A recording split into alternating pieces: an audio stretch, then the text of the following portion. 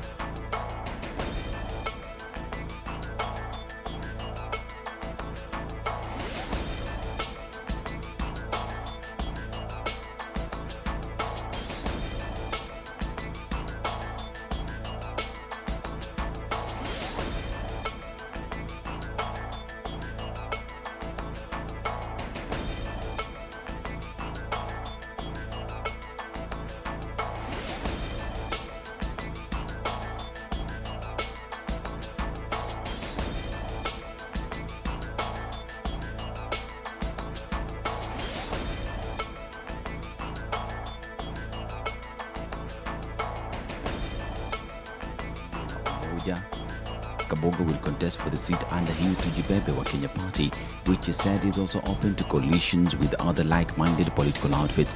He spoke when he chaired a consultative meeting attended by aspirants interested in the contesting for various elective seats under the party. The Tujibebe wa Kenya boss also announced that the party will hold its national delegates convention sometime this month. Now, Mara Member of Parliament Kareke Mbuki has defended himself against accusations that he warned some leaders in Tharaka Nithi County against campaigning in his constituency. Mbuki appeared before the Samuel Kobia-led National Cohesion and Integration Commission in the company of his lawyer. The legislator was questioned for 3 hours and insisted that he was misquoted. Mbuki said he was only defending the creation of Mara sub-county, which was being challenged by some people in court, and not inciting the crowd against the gubernatorial aspirant. Now, Kapseret Member of Parliament Oscar Sudi was a no-show in court in a case where he is accused of forging his education certificates after allegedly contracting COVID-19. Sudi has been charged with forging a diploma certificate in business management, purporting it to be a genuine document issued by the Kenya Institute of Management. Appearing before Magistrate Felix Kombo, Sudi's lawyers led by Thomas Ruto told the court that the MP had been advised by doctors to self-isolate. Lawyer Ruto urged the court to adjourn the matter for 30 days to allow his client time to recover. The magistrate allowed the plea and adjourned the case to March 24, 2022.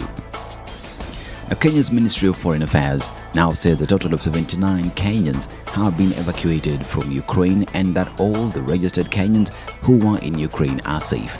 The latest comes after Kenya's government negotiated unrestricted entry for Kenyans into neighboring EU countries. 74 Kenyan students had crossed into Poland as of February 28th, with 4 more in Romania and Hungary. According to the Ministry of Foreign Affairs, those in Poland were in Warsaw, Krakowicz and Katowice. One student has already returned to the country, while 4 others have declined to be evacuated, citing personal reasons. This as Ghana welcomed home a first group of evacuated students who were studying in Ukraine when Russia invaded. Ghana's foreign ministry says more than 500 other Ghanaian students have fled Ukraine and can come home if they wish. The first batch of the 17 students arrived in the capital Accra on 2 flights. Looking very calm, the students were welcomed by a government delegation led by Deputy Minister of Foreign Affairs and Regional Integration Kwaku Apuatam Sapong. And the African Union has condemned the spate of racial discrimination meted out on African immigrants attempting to cross the Ukrainian border amid the ongoing conflict with Russia. The chairperson of the AU Senegal President Macky Sall and AU Commission Chairperson Moussa Faki Mohamed said the Africans should be allowed access out of the country in without racial segregation. The two noted that the singling out of Africans is unacceptably discriminatory and that the treatment is racist and in violation of international law. And US President Joe Biden has today told the Russian government that the American government will deploy its military through NATO to protect the continent on the NATO member states. In his first State of the Union address, Biden criticized Russia's continued attack on Ukraine, saying that the invasion is unwarranted, further calling on President Vladimir Putin to cease fire and allow dialogue to take place. He further issued directives banning Russian planes from its airspace in just one of the latest sanctions against Russia, aimed at putting pressure on Putin and his government with the hope that he will cease the attacks on Ukraine. This as we continue to hope that normalcy will return. This is Newswire. I'm Dennis Aseto. Good morning.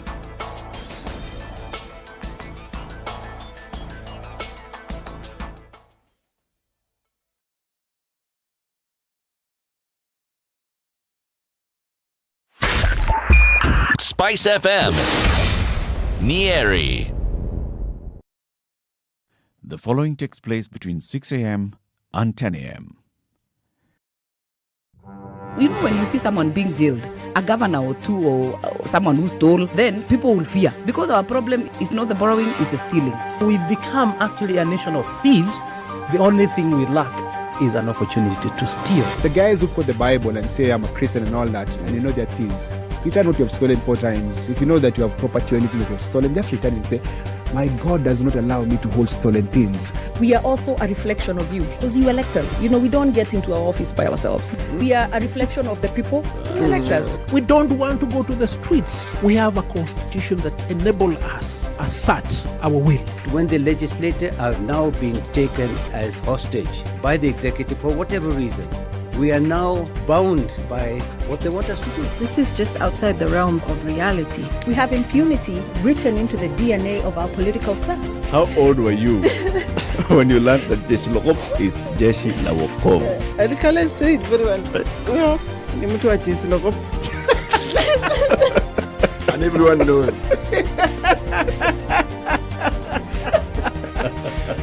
Okay. This is the Situation Room, the only way to start your day. Okay, Wednesday morning, in the middle of the week, what are we looking at? The roads are looking pretty good. They say there's a chance of rain, but we're not quite sure if that's going to make a difference anywhere. I think it's going to remain cloudy. There's a bit of fog in certain parts of the city, but it's looking pretty good in most parts. Jogo Road is building up today, getting into the city centre.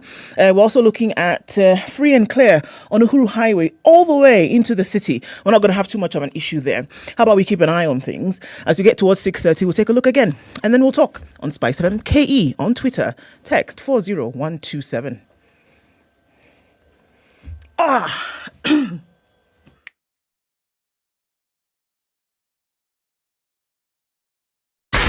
94.4 Spice FM, Nairobi.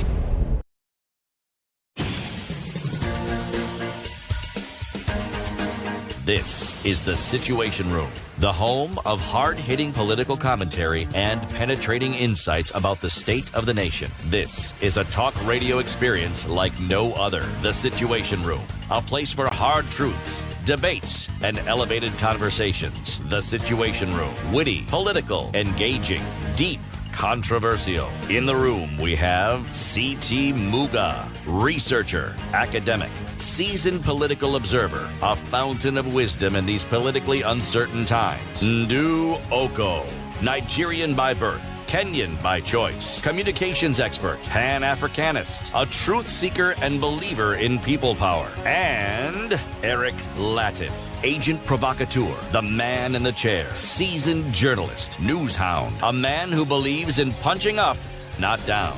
Second This day is of the March Situation Room, 2022. the only way to start your... How are you doing? Welcome to Kenya's biggest conversation. Happy Wednesday. City Muga.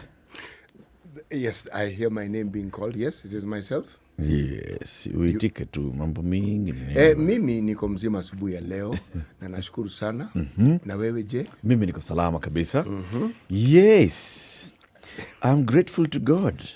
Okay. Yes. Okay, you're going to thank God, eh? Yes. Okay. Ndu, Yes, how are you? I'm fine. What is it, Ndu? I hit my toe. You hit your toe. You know, that's what happens when you approach moving doors. One moment is in one place, the next moment is next, and that's where your foot is. Terrible door. You know, this one of the smallest So who parts was on your moving? body, and then you feel pain throughout the entire body. You get it? The toe is not fun to knock. Ow! Yes, kabisa. Pole. Asante. Sijali. Nisjali. Other than that, I'm all right. Next time you approach a door, move. But I'm trying to go through the door. That is also not wise. Try open the door. Yes, it helps tremendously. Thank you. It works. Okay. It's been known to work. Are both of you gentlemen doing all right this morning? Actually, we are doing spiffing. It is clear. Super. Okay. Amazing even. Fantastic. And not the grace variety of amazing, just amazing. Yeah, wretch. Welcome to the Situation Room. How are you doing, everybody? We'll have conversations today. So, we have several conversations. At 9 o'clock, we have a political conversation on what's happening in the country. So, yeah, we saw yesterday Kalonzo Musyoka coming to say, you know what? I'm going to come and tell you. And when I come to tell you, I'll come and tell you. There was a deal. Tell you. There was a deal. And this deal was secret. And I'm telling you the secret today. And there's been more. So all these things and what is happening at, around the country, Herman Manyora will be here. He's a political analyst. He'll be here at 9 o'clock to talk to us about that. At 8, let's have a conversation about our tourism product, especially because when you talk about tourism in this country, we think about animals and our national parks and game reserves. And the beaches. And then we go to the beaches. Yeah. So, because even in the beaches, we've got the marine life, and all of those are under the management of the Kenya Wildlife Service. The boss of the Kenya Wildlife Service, retired Brigadier John Wawero, will be with us at 8 a.m. And we want to ask, are Kenya's parks still a premium tourism product? Remember, in the coming day, we'll be celebrating the World Wildlife Day. So ahead of the World Wildlife Day, we want to see, is our wildlife product that has brought us so much money in terms of foreign exchange, is it still premium? Is it still attracting people? Do people still want to come and see our wildlife? Are we actually protecting our wildlife? Have we lost what we used to have? Are we losing the number of animals in our parks, or are we gaining? That and more, we'll be having that conversation. At what time? At 8 o'clock. 8 o'clock. At 7, we have another conversation. And at 7, the 7th conversation is going to be around the Magical Kenya Open 2022 that kicks off tomorrow.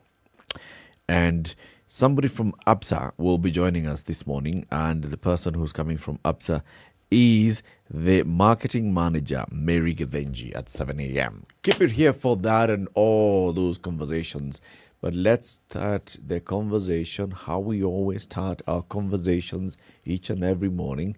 COVID-19. Let's look at that and what's going on in the country currently, starting with Kenya. From the Ministry of Health, 16 new cases. We still have a positivity rate of 0.5%, still very good numbers. This is from a sample size of 3,135. Interesting thing is that we saw large sample numbers previously and the positivity rate was low. We're seeing a drop in the sample numbers. What does this mean?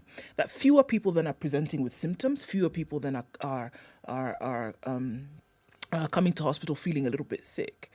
And then the majority of the numbers that we've seen in terms of the sample size are people who are traveling, who then need to then subject themselves to testing. And that's why we see sample sizes being so large. But then this is a collective sample. So it's not one place where this one sample of 3,000 was taken, but it's collective from different ports of exit and entry. And so it's come together in one day. And we still see that even with that, things are pretty low. Let's look around the world now. An increase of about 3 million cases in the last 24 hours is what we're looking at. Still a a steady decline of cases around the world. We're looking in still the top 10 countries with COVID around the world still remain the top 10. And even if they do, those numbers are also steadily declining. Okay.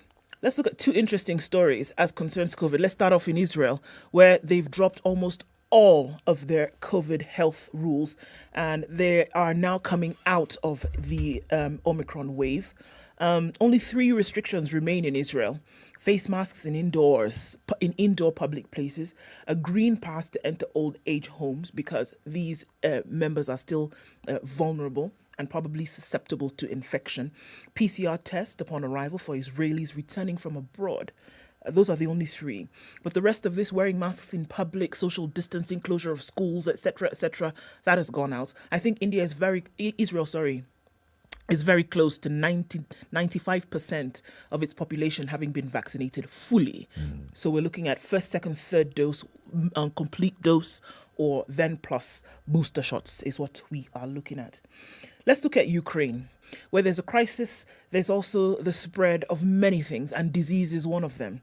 The conflict could spark surges of COVID, polio, and other diseases, according to experts. Hospitals already are running out of supplies. Even in just under a week of these attacks, health workers and patients are hiding in makeshift shelters, and some fear the flight of millions of people could worsen the pandemic. Ukraine had been at a point whereby they had handled this really well. They'd also seen a decline in cases of COVID, but with the crowding of people, large numbers of people in small spaces, the movement of people in a manner in which they had not seen over the last 12 months is a recipe for the spread of COVID.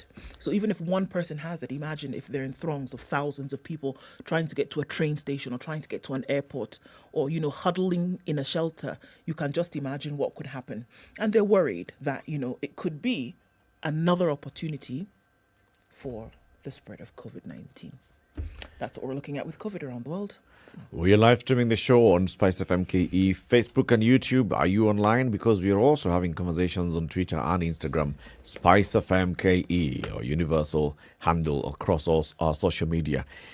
Hey, if you're online, say hello. We'll be doing a roll call shortly to see who's online and saying hello to all of you after we take a look at the weather forecast. Good morning. This is the Situation Room, the only way to start your day. Forgiveness is always conditional. Even before God, there's nothing like unconditional forgiveness. Government doesn't pay you pension until you retire. In fact, they have no money for you. The day you retire, they look for it. This country is punishing many young people. These young people are more susceptible to be deceived, to be taken advantage of, and they're more susceptible to be bought off. Let us also talk about where we want our country to go. We are a population of very young people. We're in a state of capture. The judiciary is under duress. Parliament is in the pocket of the executive. You don't sit and wait for the regime to topple itself. It will never do so. By the way, let me tell you, these guys are so persuasive. I'm telling you, they can persuade you to sell your grandmother. I'm telling you, they can sell sand in the desert. Ceci, has anybody on this program said to you as a guest, saying, "Oh, shut up, we don't want to be told what to do"? Has you ever that kind of... Has anybody been I will not listen. A bit of advice. Because you're working on the premise that we should all pay heed to these proverbs. It's a very suspect notion. This is the Situation Room, the only way to start your day. Mostly clear conditions in Nairobi at 18, highs of 25 and lows of 16. In Nakuru, it's clear at 14. We'll see highs of 28 and lows of 13. And in Nyeri, clear at 13, highs of 26 and lows of 10. Eldoret, clear conditions at 13, highs of 24. Today, it's clear in Mombasa, at least for now. We'll see highs of 32 and lows of 24. And in Malindi, it's mostly clear at 26, going to highs of 31 and lows of 25. Clear conditions in Kisumu at 20, highs of 30 and lows of 19. While in Kakamega, it's clear at 15, highs of 31 and lows of 13. Kampala, it's raining this morning at 19, highs of 29 and lows of 18. It's clear in Dar es Salaam for now at 26. It'll go to highs of 32. 15 degrees and clear in Johannesburg, highs of 25 and lows of 15. It's clear in Lagos at 28. It's going to be a warm day, going to highs of 34, 35, lows of 27. Mostly clear in Kinshasa at 21 for now, highs of 30. Let's look out into Beijing, where it's warming up considerably, currently at 13, going into early afternoon Wednesday, highs of 16 and lows of -2. Paris is clear at 6, highs of 10. And London, it's raining in London at 7, highs of 8 and lows of 6, 7, 8. And finally in New York, still Tuesday night, it's 6 degrees, it's cloudy. It'll come to highs of 7 and lows of 4.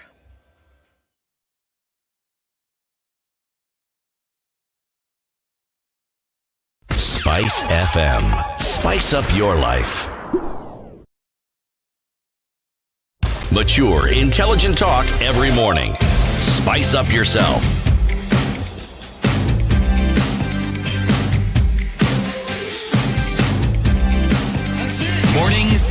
done right. 20 minutes up to 94.4 Spice FM. Everybody, Buyaye Marachi Busia. That's where Simon Murakana is this morning, and he says, good morning. Collins Okisai Wakamasai is saying, good morning, everybody. Good morning. The University of Nairobi will be having presidential elections in 2 weeks' time. Please host the candidates in the studio. Well, okay. We'll have a look at that and see what that's all about. It's about time. Okay. Andrew Franklin, good morning from Bernard Estate in Lavington. Good morning to you too, Karibu Sana. Felix Mutunga says, good morning, tuning from Machakos. Kimanzi MCI is back in Yali and says, hello. Macha is tuned in. Ashley, good morning to you. Lois Kodwol, good morning from Nairobi. Victor is in this morning, as is Robert from Mombasa. Hello, Spice, tuned in from Bedford, Illinois in the U.S. Good morning. Oh, it's almost good night to you. Who's that? Tom Kinasa is in Bedford, Illinois.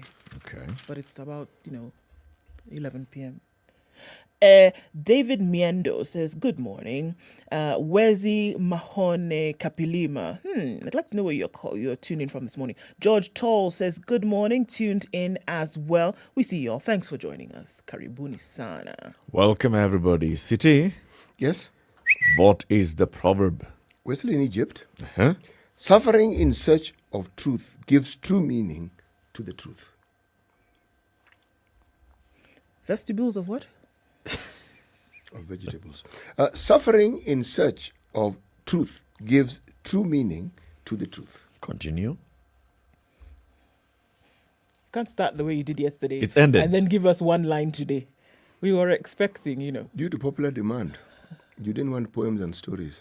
So you've edited the poem, the proverb. No, that's just it. That's it. That's it. Oh, okay. Must have been from the other side. Of Egypt. Alexandria, not Cairo. Are they suffering what? You see how you've left us stumped? We were waiting for, Suffering in search, the way you're suffering now, in search of truth, gives true meaning to the truth.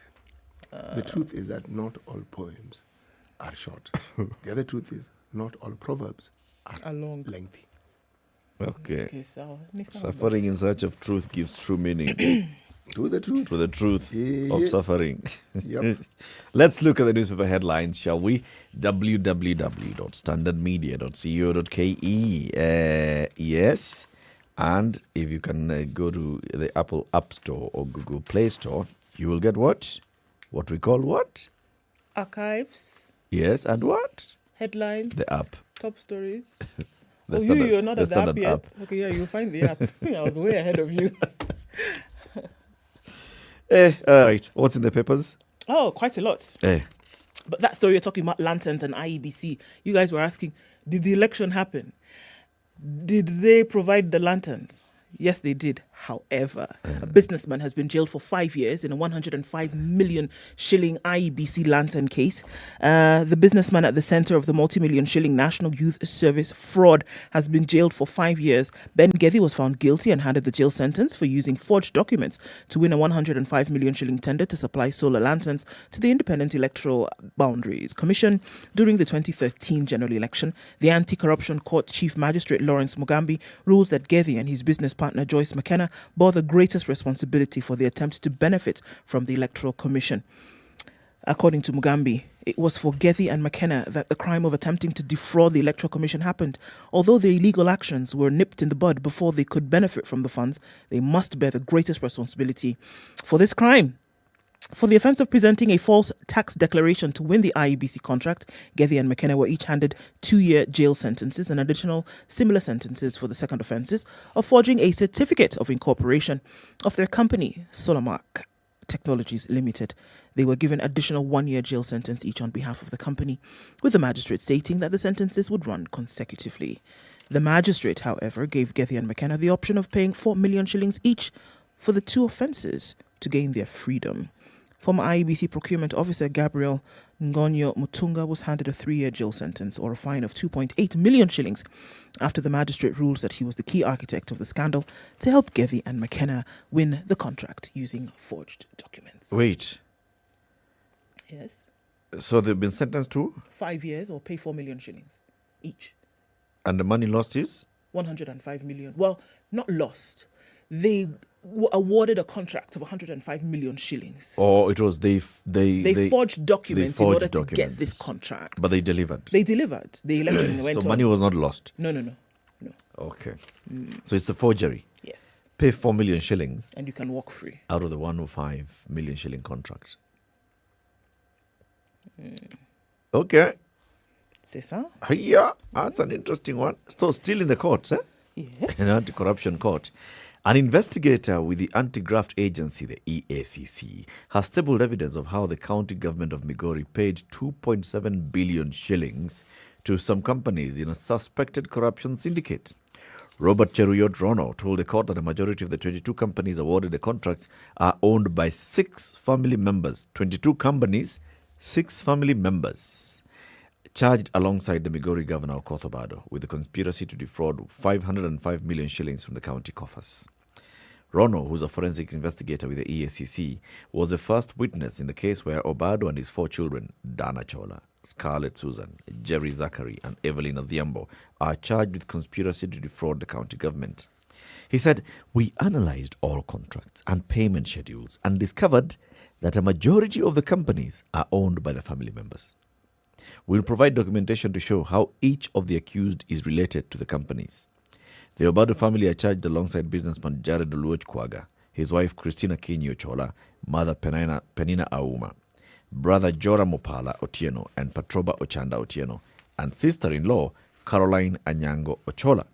Also named in the charge sheet are their companies Misoft Limited, Touchdog Printers, Kajulu Business Limited, Victoria's Investments Limited, and Deltruck ICT Services Company Limited. According to the EACC, they received intelligence in August 2017 about an alleged embezzlement of public funds from Migori County, which was being perpetrated by businessmen said to be the governor's proxies. And given the huge financial amounts involved, the investigator told trial magistrate Lawrence Bugambi that they formed a team which analyzed the evidence and came up with a schedule of what to investigate. They sought to find out how the contracts were awarded to the same companies owned by the same people and how they utilized the funds after being paid by the county. From the analysis, Rono says they discovered payment schedules to the various companies owned by the family members who were paid millions of shillings, some of which the prosecution claims was paid back to Okotoma Obado as kickbacks through his children. He told the court that the companies were registered shortly after Obado was elected the governor in 2013, and they were awarded the multi-million shilling tenders by the county government. Hiyoyote is as that case goes on. Meanwhile, Meru Senator Mithika Linturi has filed a suit at the High Court saying he wants to be paid 10 million shillings for damages and violation of his rights, false imprisonment, and malicious prosecution. The senator alleges infringement of his rights by state agencies during a rally addressed by Deputy President William Ruto in Uasin County in January. Yesterday, Justice Joel Ngoge granted Linturi's lawyers Elias Mutuma a 14-day leave to file the senator's petition. The 10 million will be damages for alleged defamation and compensation for legal fees that he used during the 50-day investigation period that started on the 8th of January. Linturi wants the court to declare that his investigation, his detention, his disturbance, a violation of his rights, and an abuse of the court process. Yeah, we discussed this yesterday. We did. Dioyo. Who should pay this 10 million? Who should? Who's responsible? The DPP should pay this 10 million shillings. You wasted everybody's time. Yeah, knowing very well that what you were taking held no water. Or they go ahead and now start a separate process where they actually show how it is that they were unable to. Okay. This matter should go to court because, as far as I'm concerned, every time a matter of this nature goes to court, it expands our understanding of not only of the court system, but what the law actually says about certain matters. Let the man go to court. He's within his rights to do so. Yes. He's saying, you publicly humiliated me. Imagine. Public you arrested arrest. Me. You hauled me before court. I was behind bars for some time. And then you come and say, oh, by the way, There's nothing. So we have you nothing may to charge you with. Yeah, he should. target on your back. Alafu, you're talking about 50 days of investigations. 50 days. I've just been in and out in limbo here. You can't even live your life. You don't know what you're telling your children. Am I going to be jailed? Am I a criminal? Am I a warmonger? Am I an inciter? Am I an inciter? Can I even go back to the people of Meru and tell them, I'd like you to elect me? They tell you, Ulifanya nini? Wewe. There's a lot. It's 6:30. Let's take this quick break, take a look at the traffic. We'll be back shortly. Good morning. This is the Situation Room, the only way to start your day. No, this wheelbarrow, how can you give people wheelbarrow? His party symbol is an umbrella. Is he distributing umbrellas in Makueni? Have you been told if we don't lock between 10 to 4, this is what we're saving? You try and call them, the same person who was in your house every day, because they know you are influential and you will give them votes. Call them after 1 month and see if they'll pick up their phone. Don't tell your member of parliament that you want him to come and build a school, you want him to come and do a hospital. That is not the work of the member. Now that we have devolution in this country, these resources should go to those devolved units. You have to have strong, independent institutions. And I mean, you have to have police who has the right to take the biggest town in the country and question, why did you do this and that, and send them to court if necessary. Joel in Kericho, good morning. Salama sana Eric, habari ya asubuhi. Salama kabisa. Mbunge wako ni nani? Anaitwa Silvanus Martin, hapa ni Ainamoi. Silvanus Martin, Ainamoi. Yes.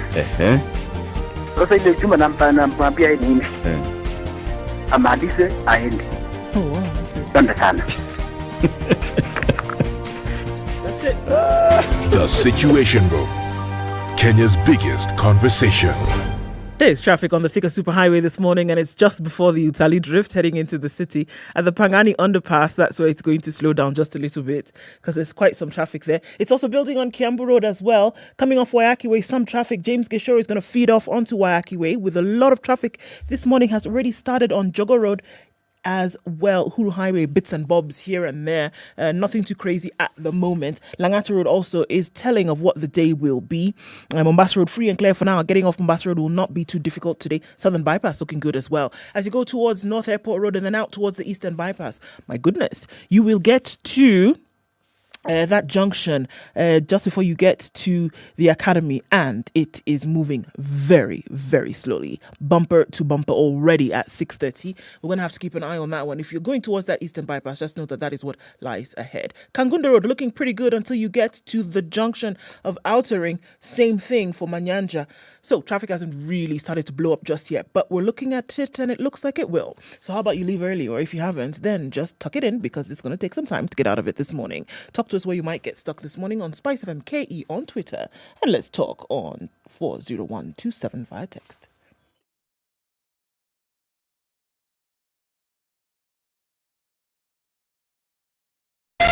Spice FM, Malindi. Mature, intelligent talk every morning. Spice up yourself.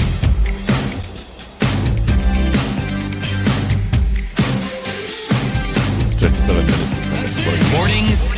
I'm still amazed by what I've just been told. What? Helicopter. Our guest at 8 a.m. Yes, is the KWS boss, retired Brigadier John Wawero. Life never ceases to be interesting in this country. You know, we are being told by the HELP CEO, a gentleman by the name of Charles Ringira, that students with bad loans jump from the loans that are owed by students, jumped to 10.9 billion from 6.7 billion in June 2020. Bad loan means what? Bad loan means students who had been given HELP loans and who are unable to repay. Loans in arrears. Okay. Let me read it. Right. All right. About 109,661 former university students have defaulted in payments of the Higher Education Loans Board in the wake of layoffs and a freeze in hiring, denying the agency the cash flow to support freshmen and continuing learners. Just one of those effects of COVID, people being laid off, people not having money to pay. Latest data from HELP shows loan accounts in default increased from 106,443 record in December 2020, with unpaid loans standing at 10.9 billion.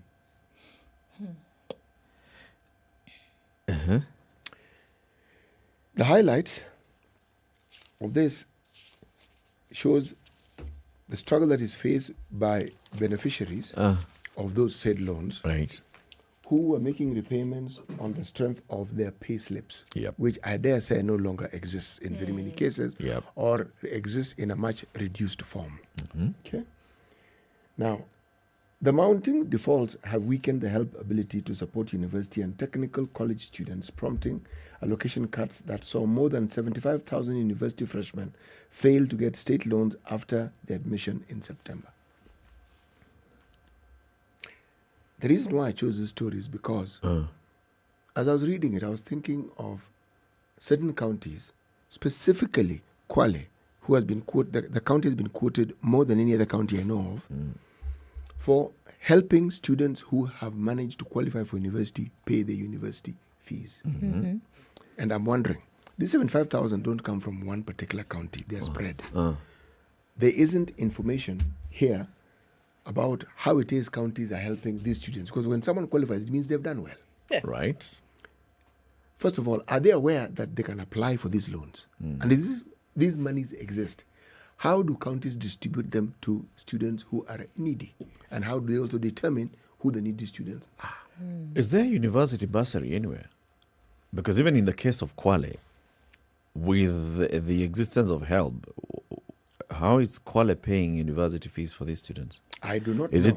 Is it that the Kwale, because we know about the high school. We know about high school. Those who pass very well in primary school and the county covers, the county covers, especially those that go to national schools. Actually, if you apply, let me tell you how it works. You apply, and then the county pays. Yes, the county will pay you, but you have to apply. Now, I don't know whether this also works for university, but I do know that in Kwale, we have reports of students who are in university having their fees paid for by the county government.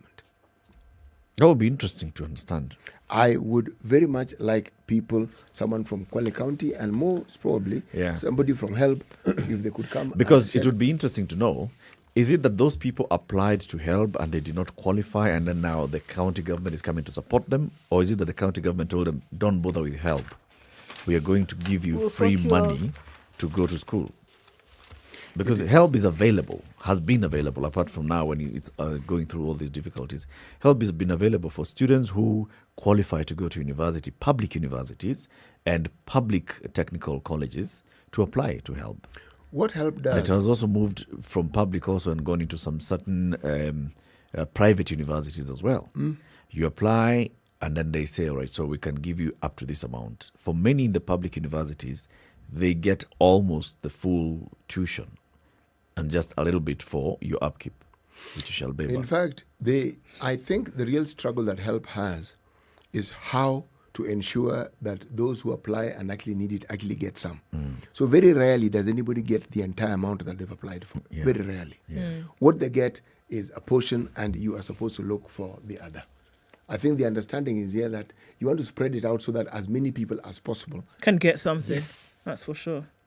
It will be it's a big one, because even the BBI acknowledged this thing. Well, it was one of those dangling carrots. Students then get a 7-year. Was it a 7-year moratorium holiday before you start repaying? Ends up with the same problem though. It does end up with the same problem. You're telling HELP that for 7 years you're not going to start recovering the money that you've paid for this person. So how are they supposed to continue? What do you do? And there's no guarantee that on the 7th year you'll be consistently receiving money from the same person. You know what used to happen in a time gone by is when you are admitted into a public university, you didn't really apply for anything as such. You were on scholarship. Yep. Those who went to university around the time when yours truly did, you simply arrived there. I'm sure there were some forms we signed, I just don't remember. Okay? But what you were guaranteed was free boarding and lodging. Yes. You ate, you slept. And you studied. And you studied. And semester 1, you're given boom. So sorry? Boom was money that it's like an allowance. Oh, right, okay. You were given to buy books and blah and blah and blah. Now, Given by the government. The government. Yes, Okay. serikali kuu, by government. Mm. Okay? Semester 2, I think it got less. It was around 400. And now, what am I saying? If you worked for the government, because most of us were posted, in fact, literally all of us had postings from government, when even before you finish your last exam, that money was deducted instantly. Okay? Yep. So if you work for the government, within a period of 10 years, you'd have finished paying off that loan. You've repaid. Now, some clever people who didn't necessarily work for the government thought they could not be followed. But government always has your record. There was the then customs department. Yes. Sooner or later, they'll figure out where you went, they'll catch up with you, and they're very impolite when they start deducting that money. Yep. And they'll get their money back. They'll get their money back. They always do. Okay. You might be interested to know that 19 months on, no official has been prosecuted in the Kemsa probe. No official. None. Zero. Nada. Zero. Zilch. Where are the cases? Let me tell you. 19 months since the suspension of top officials at the trouble-ridden Kenya Medical Supplies Authority, KEMSA, no one has been prosecuted over the myriad scandals. Though President Uhuru Kenyatta ordered government agencies to take action against perpetrators involved in misappropriating 7.8 billion shillings of COVID funds, focus has instead shifted to sacking employees under human resource reforms. The situation has aggravated the delivery of medical commodities at a time when the health sector is grappling with the challenges of rolling out the universal health coverage. Of the many reforms proposed by the audit report, the KEMSA board, led by Mary Mwadime, who took over office in April last year, has only initiated restructuring at the human resource, a move that has seen more than 900 workers sent packing. Among the affected employees are cleaners, clerks, and drivers. According to a worker who was sent on compulsory leave, we never had anything to do with COVID-19, nor did we receive any benefits. But there were politicians who swarmed the place and bagged multi-million shilling tenders. Why are their jobs intact? We are not opposed to the reforms. In fact, our dependents rely on public health facilities, and therefore we want them to work. But why are staff being condemned as a ploy to hoodwink Kenyans? That the house is clean. The danger is still lurking with powerful individuals still following up on tenders and payments. As the board insists on human resource reforms, the approved organizational restructure has been released to the public, and the process has remained shrouded in secrecy. The structure was drafted by the officials of the Ministry of Health, no doubt, and some board members during a 30-day retreat in Naivasha, without involvement of the management team, thus raising further questions. Sources say that during the retreats to draft it, participants enjoy hefty allowances of up to 18,000 shillings per person per day, in addition to sitting allowances of similar amounts. Even as the reforms continue, the suspended officials are still free. With the agency being managed by acting officials, both groups are enjoying salaries paid for by the public. Even as the reforms continue, in the meantime, payments to entrepreneurs, some of which have been frozen by the Ethics and Anti-Corruption Commission, are being processed. By the time a red flag on the COVID-19 millionaires was raised, some companies did not have contracts or LPOs, both of which are necessary when doing business with the government. EACC has been investigating the matter, handing over to the Office of the Director of Public Prosecutions. Interestingly, according to the Chief of Staff at the ODPP, Lillian Obuo, the office is still waiting, for a comprehensive report from the EACC. So EACC says it's still investigating. ODPP says they're waiting. DCI has also been saying they're investigating this thing. People have been suspended, right? The innocent. The people who've been suspended have been sent on compulsory leave, and for a year. They're asking, so what did we do? They've been on compulsory leave for almost a year in April. The bosses.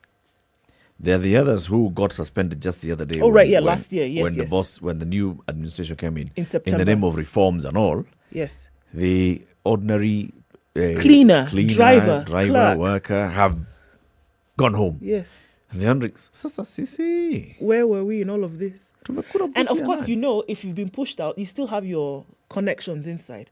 And they've been told, from what they're saying here, they know that some of these other fellows are coming in and processing, having their payments processed. What I found... The real beneficiaries. Yeah. This 30 days of... What was it again in Naivasha? Let me tell you.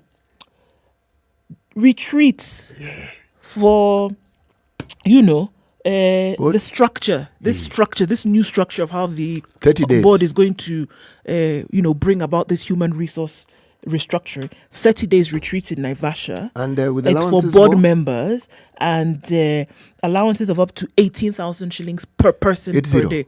18. But what for is the 30 days. for? It's just per diem. Yeah. Then now the sitting allowance. That's sitting aside from the sitting allowance. And then? The sitting allowance is for sitting and debating for 30 days. Per diem pays Per diem pays your food and hotel. Hotel. Blah.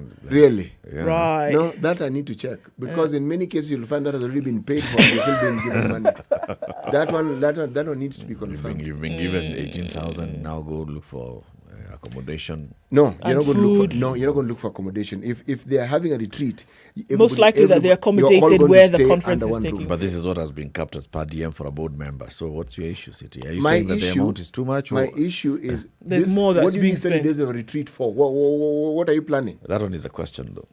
30 days of a board sitting in a Can you retreat. imagine? What are you doing? Too long. It's ridiculous. 30 days. That's what are not you a doing? retreat. Or is it a typo? Retreat? Possibly it was 3 days. Could be a typo. Let's take it as a typo. Because 30 is crazy. 30 days for a retreat that's not a retreat. First of all, do you remember there was a time when something similar happened in Kenya Power? And they didn't go for any retreat. They were just meeting every day. Board meetings that took place 300 and something days of board meeting. They're restructuring, they were doing this, they were doing the other. 300 There and was something audit committees. They will look at meeting, everything HR every committees day. meeting. And they had And being to paid sit. allowances. But of course, you're sitting, you'll be paid. It's an allowance. City, if you are a board member, you don't want to be paid allowances. This is ridiculous. So how many? Of course, This you're is going utterly to ridiculous. convene There's a more lot and more of work. meetings because you know that you're going to be paid. Board to sit. members are not permanent employees. Sour. they're not. But you have just been appointed into the board of KEMSA, all right? And KEMSA needs restructuring. KEMSA needs to be relooked at. You have seen the conversation that's taking place between the president and the major donors. You've seen what came out of COVID. KEMSA needs to Help. be reviewed and needs help. If you're appointed as a board member, would you just go there and say, all right, CEO, you tell us when you want us to meet and tell us what you want to do? Don't you want to be more involved? For my friend. At this very initial stage, when you say yes to appointment into the board of KEMSA, take that seriously, I'm sure. Yes, and 30 days is a sign of seriousness, is it? Allah, restructuring a whole HR policy. Well, we've said 30 days retreat, maybe. Maybe it's a bit of a stretch. Yeah, that's a stretch. But meeting over 30 days in the last 6 months, that I can see. Meeting a total of 30 days over the last 6 months? Yes. I can also see it. You think folks would have forgotten they went to Naivasha for 3 days and made it 30? Benefit of doubt. Because 30 days is crazy. Could be a typo here. Could be a typo. Right. Yes. A retreat. Oh, that's more than retreat now. That one is full-blown vacation. Yeah. That's not a vacation. My friend, board members, just think about it. The way boards are structured. There's a time you allocate for board meetings. That's why they're either monthly or bi-monthly. Or quarterly, such things. Yes, quarterly yes. stuff like that. Now, when there's an emergency, you can talk about the meeting weekly. And even then, it means that it's going to interrupt, if not interfere, with what it is that you do on a daily basis. Yes. No, 30 they were is not out for 30 questionable. days. Yeah. It's 12 minutes to 7. Let's take this quick break. We'll be back shortly. We are looking at the newspaper headlines right here. This is Kenya's biggest conversation, The Situation Room, live on SpiceFM, live online.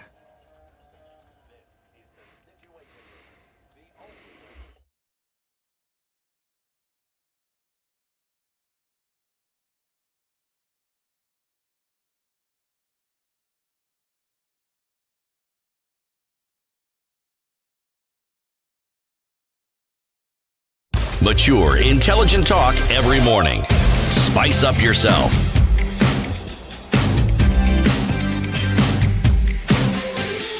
11 to 7. So the people of Kakamega Mornings County done right. Sawa. That's what you want.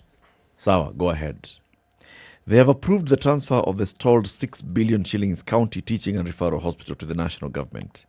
Residents say the national government has the capacity to fast-track the completion and equipping of the facility. They gave their views during a public participation forum on the Kakamega County Health Services Bill 2021 held at the Kakamega Town Social Hall yesterday. Wycliffe Rihanda from Shinyalu Sub-County said the county should speed up this process so that the facility can be operationalized. It will help us cut the cost of traveling to Moi Teaching and Referral Hospital in Eldoret or Kenyatta National Hospital in Nairobi in search of specialized treatment. Maureen Mwanje from Mumias East said if the county had transferred the facility to the national government earlier, it'd be done by now. The hospital will get direct funding from the national government and in turn reduce pressure on local health facilities. Earlier, the MCAs had clashed over the transfer of this facility to the national government. Some suggested the county government should source funds to complete the project, while others were endorsing the idea to surrender it. The discussion shaped an executive and assembly consultative meeting in Kisumu last Thursday, chaired by the governor, Oparanya. The county should source extra funds from donors, partners, or even a loan from the national government to complete this. That's according to one MCA, Jason Lutomia, from Chemuche. Isuka East MCA Samuel Limisi proposed the national government should give back the money that the county spent on the hospital. Speaking during the public participation, Health CEC Collins Matemba said it will require 13 billion shillings annually to run the Level 6 hospital. He said other sectors will not be developed if the county government goes on with the project. We receive 15 billion shillings as our share of revenue from the national government. If we spend 13 billion shillings on just one health facility, surely. Does it make sense? So, all these conversations, how come nobody's asking the thinking behind it?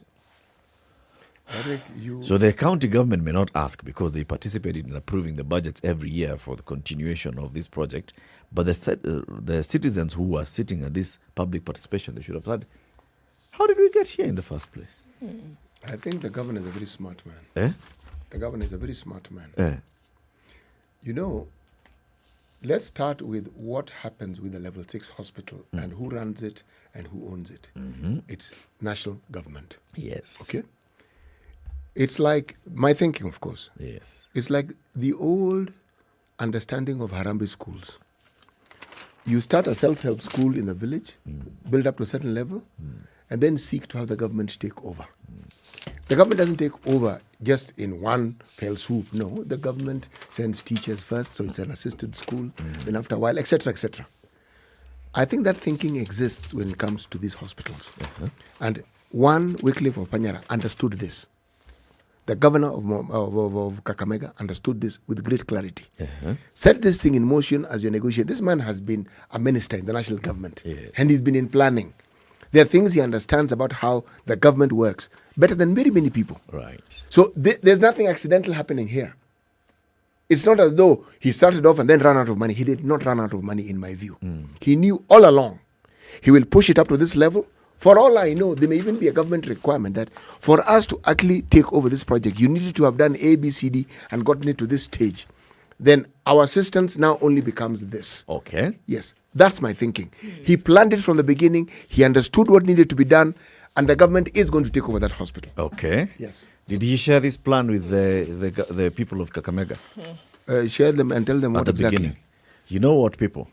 We need to have a level 6 facility here so that it reduces the pressure on Moi Teaching, on KNH, cuts down the travel time and all. So let's do this.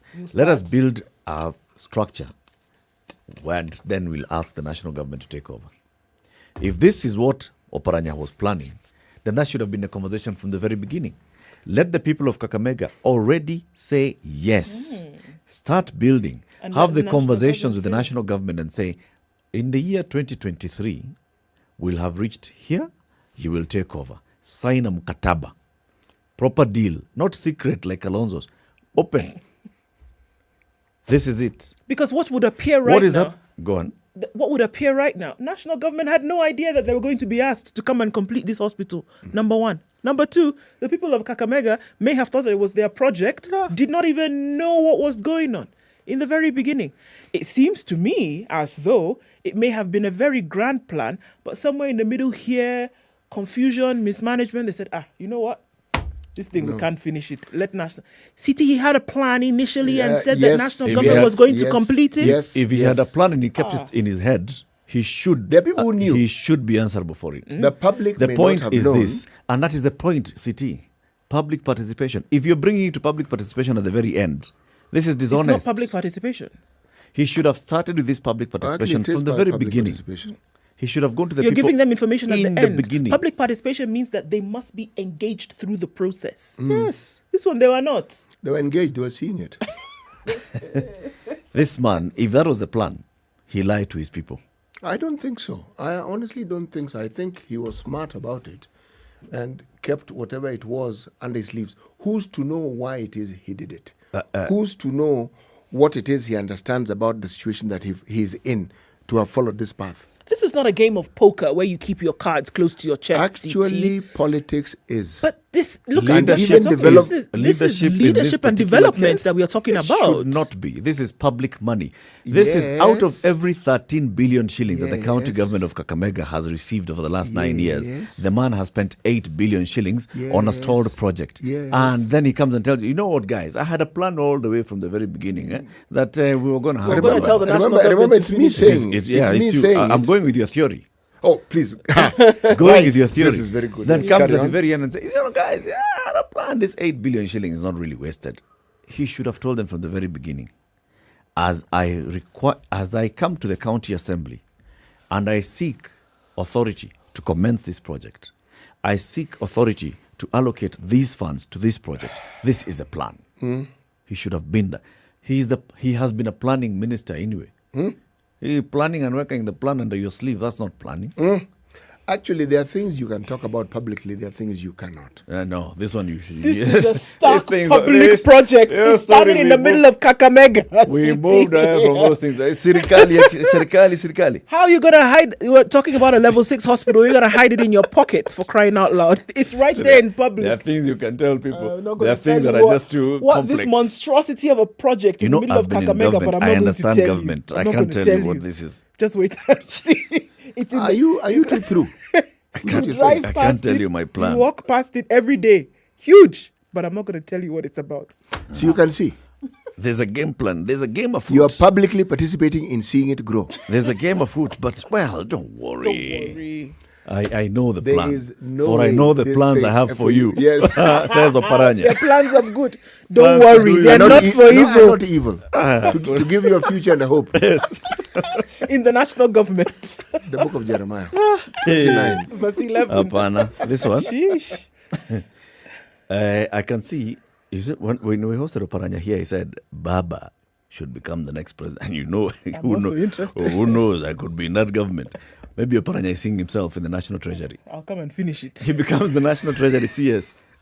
He'll finish this project. Let me tell you. And then he'll come back and tell the people, see? Let me tell you, I had a plan.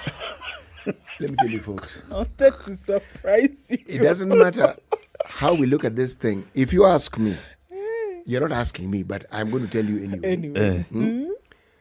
This hospital, His Excellency, the Governor of Kakamega, knew exactly what he was doing. That is my opinion. Everything I've seen about this man, there's nothing haphazard, which many of our people call haphazard. There's nothing haphazard about the way he goes about his business. He knew exactly what he was doing. And this conversation he's not having to the national government now. He must have had that conversation long in advance to come to the understanding that I push this thing up to this level. Unfortunately, for Governor Paranya, he forgot to have that conversation with the most important person at the very beginning of this project. And for that, this man should go to court. Tomorrow is the day that everybody goes to the Muthaiga Country Club from tomorrow, the 3rd of March to the 6th of March 2022. For what? The Magical Kenya Open 2022, presented by ABSA. ABSA Bank announced a 56 million shilling sponsorship deal. Over the last 10 years, ABSA has partnered with the Kenya Open Golf Limited to grow and transform the Kenyan Open tournament into a great asset. It's part of the European tour. Now, to book your tickets, go to tikiti.com. That's the tikiti.com to book your tickets for the Magical Kenya Open that is going to be taking place soon from tomorrow. Keep it right here. We'll be talking about more on this with Mary Githenji from ABSA Bank. She'll be here. We'll talk about the Magical Kenya Open, ABSA's participation, why ABSA has basically decided to spend so much money to help the Kenya Golf with this particular tournament. It's now 7 a.m. Good morning.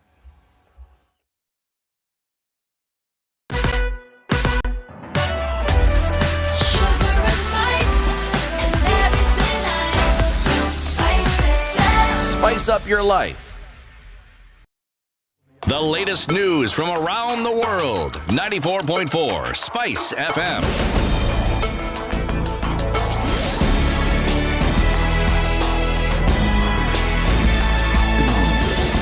Dennis Aseto.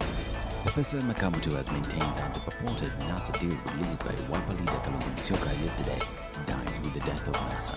In an interview with Citizen TV, Musyoka said that the legal agreements agreed upon in 2017 are not relevant in the August 9th general election, further asking Kalonzo to open negotiations without ultimatums. This, as Professor Makamutu has been appointed the spokesperson of the Rhino Presidential Campaign Secretariat. Musyoka also head the campaign think tank. He recently labeled President Uhuru Kenyatta's endorsement of the ODM leader at the Sagana meeting as game-changing. He said President Kenyatta's words have a strong influence on Kenya's voting community owing to the fact that he has been in charge of the country for a better part of the decade. Now, former Kiambu Governor William Kabogo has officially declared his intention to recapture the seat at the August polls. Kabogo will contest for the seat at the East Uganda Kenya Party, which he said is also open to coalitions with other like-minded political outfits. He spoke when he chaired a consultative meeting attended by aspirants interested in contesting for various elective seats under the party. Tujubebe Kenya boss also announced that the party will hold its National Delegates Convention sometime this month. Namara Member of Parliament Kareke Bliki has defended himself against accusations that he warned some leaders in Tharaka County against campaigning in his constituency. Bliki appeared before the Assembly led National Religion and Integration Commission in the company of his lawyer. The legislator was questioned for 3 hours and insisted that he was misquoted. Bliki said he was only defending the creation of Mombasa County, which was being challenged by some people in court and not inciting the crowd against the gubernatorial aspirant. Now, Kapsaret MP, Member of Parliament, Oscar Sudi, was not shown caught in a case where he is accused of forging his education certificates after illegally contracting COVID-19. Sudi has been charged with forging a diploma certificate in business management, purporting to be a genuine document issued by the Kenya Institute of Management. Appearing before Magistrate Felix Kombo, Sudi's lawyers, led by Thomas Ruto, told the court that the MP had been advised by doctors to self-isolate. Lawyer Ruto urged the court to adjourn the matter for 30 days to allow his client time to recover. The magistrate allowed the plea and adjourned the case to March 24, 2022. Kenya's Ministry of Foreign Affairs now says a total of 79 Kenyans have been evacuated from Ukraine and that all the registered Kenyans who were in Ukraine are safe. The latest comes after Kenya's government negotiated and restricted entry for Kenyans into neighboring EU countries. 74 Kenyan students had crossed into Poland as of February 28, with 4 more in Romania and Hungary. According to the Ministry of Foreign Affairs, those in Poland were in Warsaw, Krakowicz and Katowice. 1 student has already returned to the country, while 4 others have declined to be evacuated, citing personal reasons. This as Ghana welcomed home the first group of evacuated students who were studying in Ukraine when Russia invaded. Ghana's foreign ministry says more than 500 other Ghanaian students have fled Ukraine and can come home if they wish. The first batch of 17 students arrived in the capital Accra on 2 flights. Looking for a comment, the students were welcomed by a government delegation led by Deputy Minister of Foreign Affairs. And the African Union has condemned the spate of racial discrimination meted out on African immigrants attempting to cross the Ukrainian border and be their own conflict with Russia. The chairperson of the AU, Senegal President Macky Sall, Okoh and AU Commission Chairperson Musa Faki said the Africans should be allowed access out of the country in without racial segregation. The two noted that the singling out of Africans is unacceptably discriminatory and that the treatment is racist and in violation of international law. And US President Joe Biden has today told the Russian government that the American government will deploy its military through NATO to protect the continent of the United States. In his first State of the Union address, Biden criticized Russia's continued attack on Ukraine, saying the invasion is unwarranted, from calling President Vladimir Putin to cease fire and allow dialogue to take place. For all Americans, I'll be honest with you, as I always promised I would be. A Russian dictator invading a foreign country has cost around the world. And I'm taking robust action to make sure the pain of our sanctions is targeted at Russian economy and that we use every tool at our disposal to protect American businesses and consumers. I can announce the United States has worked with 30 other countries to release 60 million barrels of oil from reserves around the world. This is Newswire Dennis Aseto. Good morning.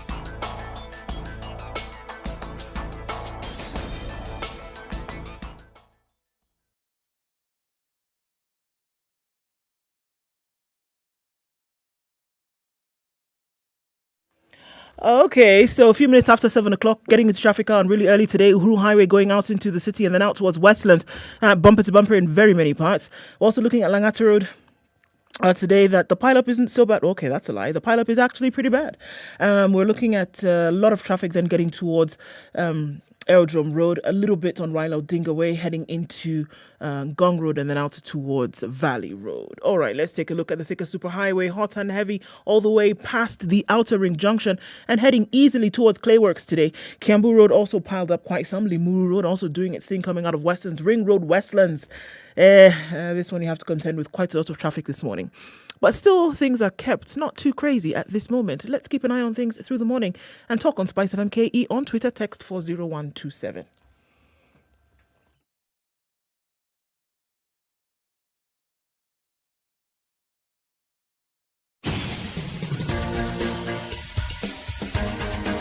This is The Situation Room, the home of hard-hitting political commentary and penetrating insights about the state of the nation. This is a talk radio experience like no other. The Situation Room, a place for hard truths, debates, and elevated conversations. The Situation Room, witty, political, engaging, deep, controversial. In the room, we have C.T. Muga, researcher, academic, seasoned political observer, a fountain of wisdom in these politically uncertain times. Ndu Okoh, Nigerian by birth, Kenyan by choice, communications expert, Pan-Africanist, a truth seeker and believer in people power, and Eric Latiff, agent provocateur, the man in the chair, seasoned journalist, news hound, a man who believes in punching up, not down.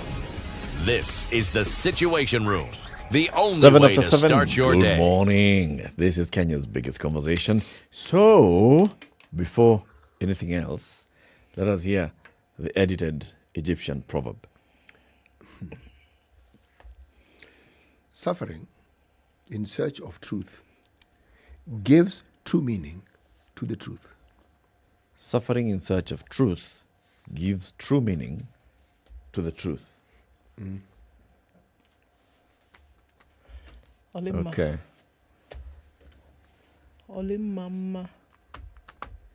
So there's no truth without suffering.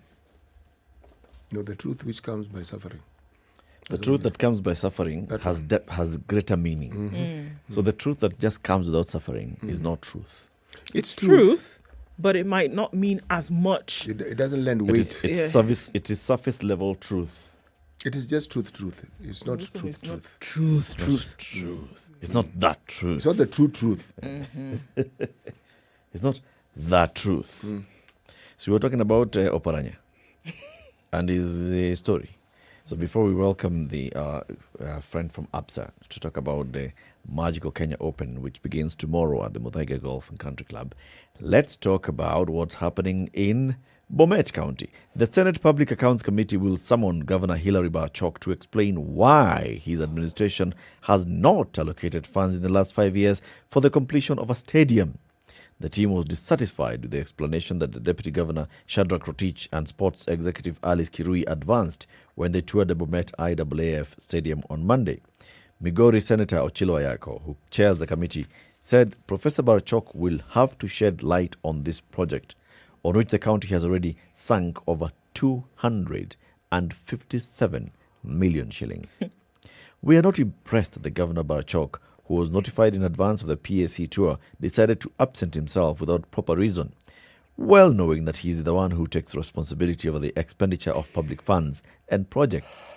The team declined to put Rotich and Kirui on record, saying Barachok will be summoned. So at he has sent the Deputy Governor and the CEC in charge of what? Go and answer for me.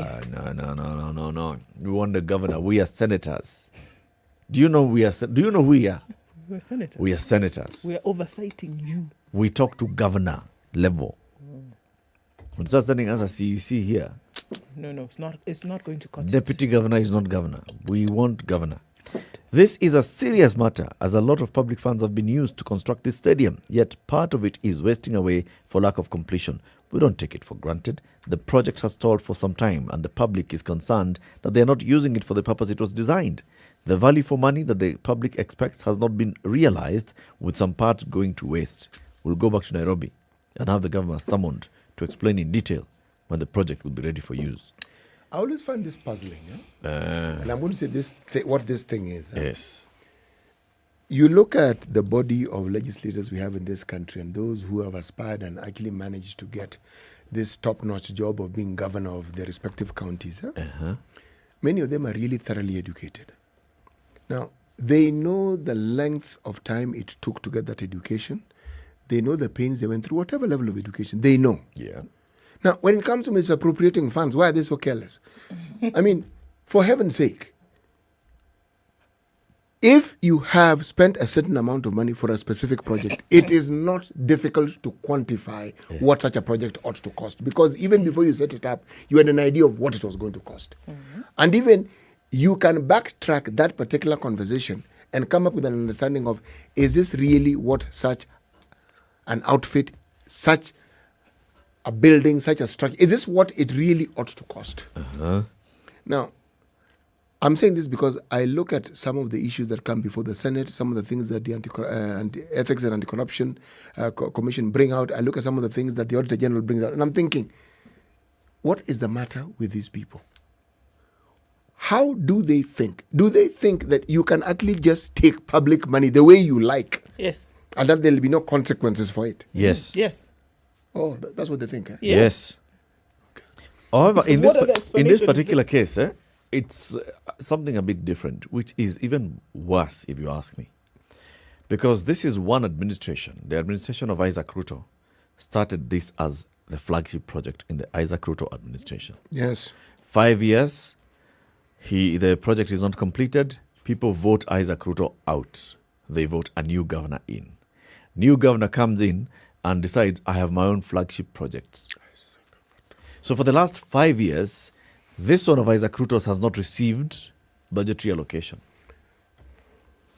Because the late Joyce Laboso and her then deputy, Barachok, who is now the governor, had their own priorities. And they have then moved on to that. So stalled project because of, it wasn't ours. There's no ownership from one administration to the next.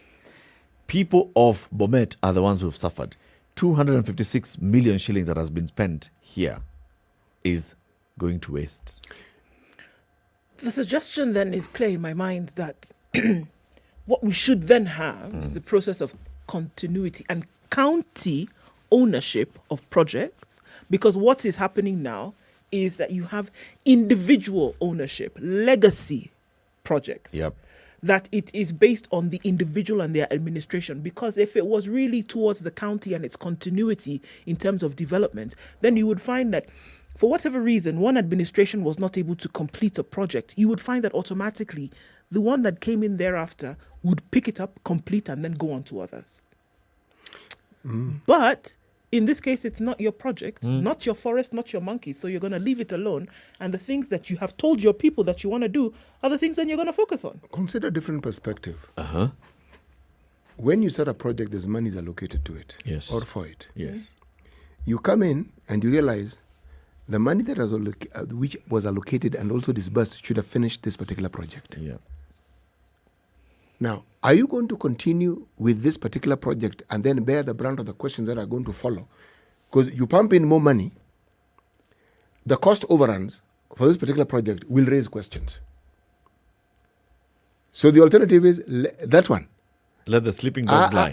Whoever started it, the evidence is this is the person who started. Let it continue. But if you say let the sleeping dogs lie, then you're also failing in leadership. What you should be doing is you say, I have reviewed and I have seen X amount of money has been spent on this, and I don't think that this was well spent. I think this project should have been completed by now. Let's finish it.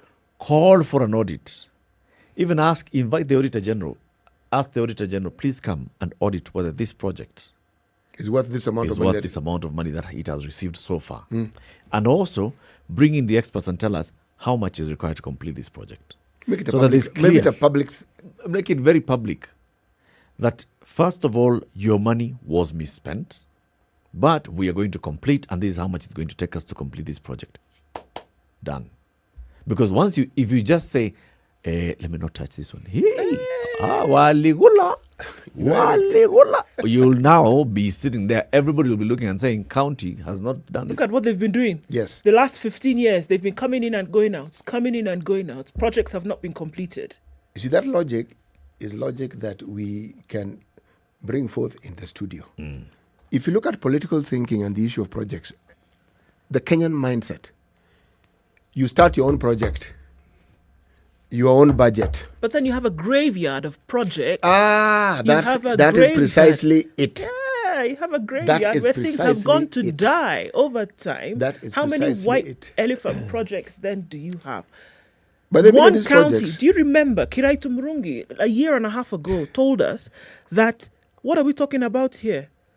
180 unfinished projects, some which did not start with his governorship.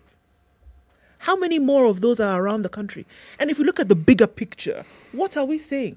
Money is being spent, poured down the throat of this monster of uncompletedness. And we just say it's okay. Let the new one come in and hopefully they will complete their own legacy. Which in most cases, the legacy is actually not completed of these individuals. It's not. You see, what I'm pointing at is this. The understanding is not necessarily to start or even finish a project, really. If it gets finished, yeah. The understanding is that with your own project, you can do what your predecessor did in the way that suits you best. It's your own, as you say, use the term forest and monkey. It's your own forest and your own monkeys. I mean... The thing, however, CT, is, especially at the county level, all development is documented. Development planning. Yep. There's something called the CIDP. Yes. The County Integrated Development Plan. Yes. Where the stakeholders sit and they decide, over the next 5 years, this is what our county should be doing in terms of development. These are the focus areas. And then there'll be now the annual implementation of the CIDP, which says, what projects are we then financing to meet the bigger CIDP? Now, it means that whatever project is being started now is a conversation that has taken place amongst the people of that county. So this project of the stadium, IAAF stadium in Bomet, this should have been somewhere in documents that this is a project that needs to be done. It's a people's project. It's not an Isaac Ruto project. Isaac Ruto could have started it and takes credit for saying, you know what, I identified among the very many projects that we need to do, this one was low-hanging fruit, or this one was going to have high impact. So, okay, for whatever reason, political or logic or economics, he said, this one I think is a big flagship project. Let's start with this. It'll have a serious multiplier effect. Okay. Finish the project. It's a people's project. I don't see any justification why a government would come in and say, we are moving on to other projects and not allocating a single shilling to a project that is already ongoing. That for me would be huge in terms of legacy as well. To say, look, we have all these things sitting around here. We have a lot of money that was allocated. In terms of an audit, this is what the report is telling us. Look, you know what? Don't touch a new project. I agree, absolutely. Don't touch a new project. Let's finish this. Finish the ones that are sitting there. For me, that it would be huge. I'm sure. Walk into any county in this country today, you find those projects that somebody started 10 years ago, left it. What is Another one what is started President here, Kibaki left it, remembered for the most? Left it. What did he say? We're going to put a stop. Roads. Yeah, but then also, we're going to put a stop on anything new. Let's manage and handle the things that we have on hand right now. Don't you remember him for it? And that's exactly what he said. Actually, nothing new is starting. We manage the ones that we have, and we complete. We finish the ones that we have. We're not bringing anything new. Touted as one of the best in terms of development till date. You see, in my mind, the remarkable thing about President Kibaki was him sort of like halt all these huge capital projects that we have. Just stop. 1 year, stop. We're not doing anything. And then let's take it a step further. We are going to work on what we can afford. What we can afford. So how much do we have? This is what we have, okay? So what do we need to do? Let's prioritize with what we have. Yep. Who would have thought that we would get to a point where we are actually financing our own development projects? We were. Now, for me, we can talk about the roads, the infrastructure, but a leader who can bring the country to that point, in my mind, he becomes the greatest leader the country has ever had. Because sanity, rational way of doing things so that you understand. Forget the borrowing. This is what we have. Yep. And we'll do what we can with what we have. And if it is absolutely necessary, but we've used what we have, then we can think of. Come in the new government. How much? You budget ahead of everything that you have and start spending money you didn't even have to begin with. What am I saying? If you ask me about the legacy, I would focus it that way. And why am I saying this? I'm saying that at the national government level, this issue of legacy and projects and infrastructure is a big thing. At the county level, there are those governors who apparently take it seriously, and you see them because you hear, you see the projects. Others just talk about it. The real legacy is how rich can I actually get in the time that I am here? Very simply put. In the shortest time possible. Yes, that really is the legacy. How can I ensure that I become extremely rich in the time that I have here? You know, something else that also Kibaki did, one of the legacies of Kibaki is raising the bar and the expectations of the people. So because Kibaki came in and brought in, and we could see infrastructure, we could drive on the roads. Yes. We could see the Thika superhighway. So it elevated also the expectation of the public on what development is. You suddenly realize, so this if was you always are possible. a governor and you're not building something we can see, Kwenda. If you are a president and you're not building something you can see, Kwenda. That explains why Isaac Ruto, big stadium. Wycliffe Oparanya, 8 billion shilling hospital. These are the Let things. them be seeing it so that they can judge me on the thing that they can see. ICU facility. Everybody must have something that we see. And that's where the issue is. Can we see? General Body, 21 hospitals. We can see. We see. If we don't see that issue, now that's where the problem as well comes in. That this person also does not understand that there's a new constitution. And the constitution now says that every development must go through public participation. You must involve your people. You must involve the people from the beginning. If you don't involve them from the beginning. From the beginning of? From the beginning of a project. You know I'm dying with this one, huh? Oh, yeah, we can conception. Okay, from the time as you are developing the idea. From conception. We as County 032, we are thinking about putting up a public hospital. Yes. On X and X road. From that point, as you are thinking about it, and we are you sure gather your people. The people are complaining in Kakamega today that they've spent how much money and they were not involved in the process. Barchok is being asked, 256 million shillings, where did it go? Do you think these are people who knew what was going on from the beginning? CT. In fact, let me call all your names. Charles Timothy Muga. Do you really think that they were involved? Would they come and start making noise later that they didn't know? They can. They didn't know CT. They were not involved in the process. They saw things coming up. Your point is a valid one. They saw things coming up and they were not involved. From the point, your point is a valid one. Thank you very much. From conception, let people know. I will keep punching. Yeah. This man is not I'm telling not you leaving you today. You've opened it for me. I'm going. Keep punching. What do you mean? What do you mean, CT? Conception. That kind of thinking is the same one that you'll find in Kakamega, in Bomet now. Oparanya is leaving office. He has not completed this project. Okay? And instead of his sitting there and people looking at it and saying, Oparanya's legacy is that thingy. He says, my legacy shall be, I built this thing, I gave it to the national government. You wait and see. So the problem, if you ever see that thing not moving, he'll say it's a national government after all. If the thing doesn't move from there, it's going to move. But it's a national government. I started it. They were to finish it. Folks, this thing is going to start moving before Oparanya leaves office. This one. It's fine. It's going to start before Oparanya leaves office. If we went to Afi House today, because Afi House is also looking at national health. And national health, they're looking at, okay, so where do we need to put our level 6s? What do we need to develop in terms of infrastructure that we need to?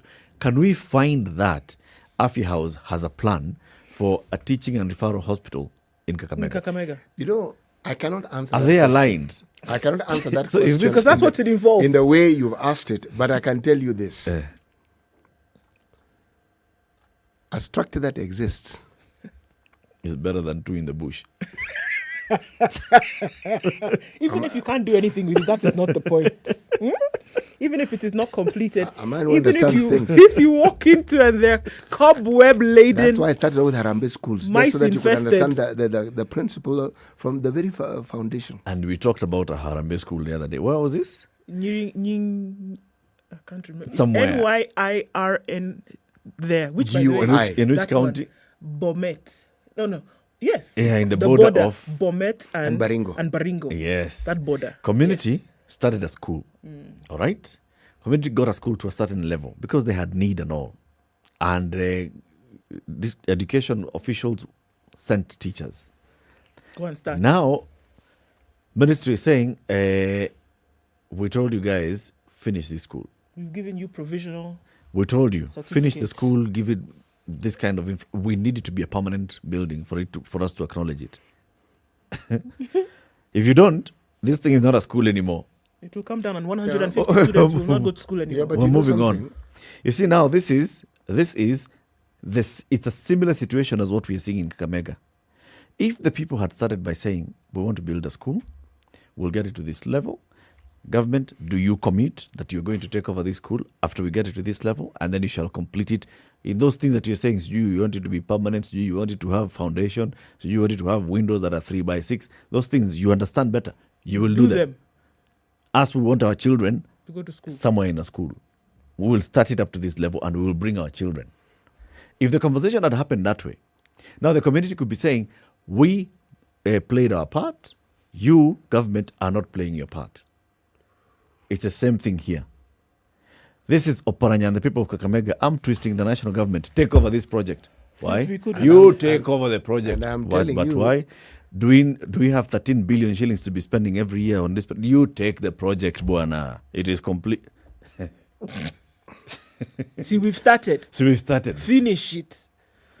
Calling the people of this county are not people. You know, the way the two of you interpret serious development projects is truly amazing.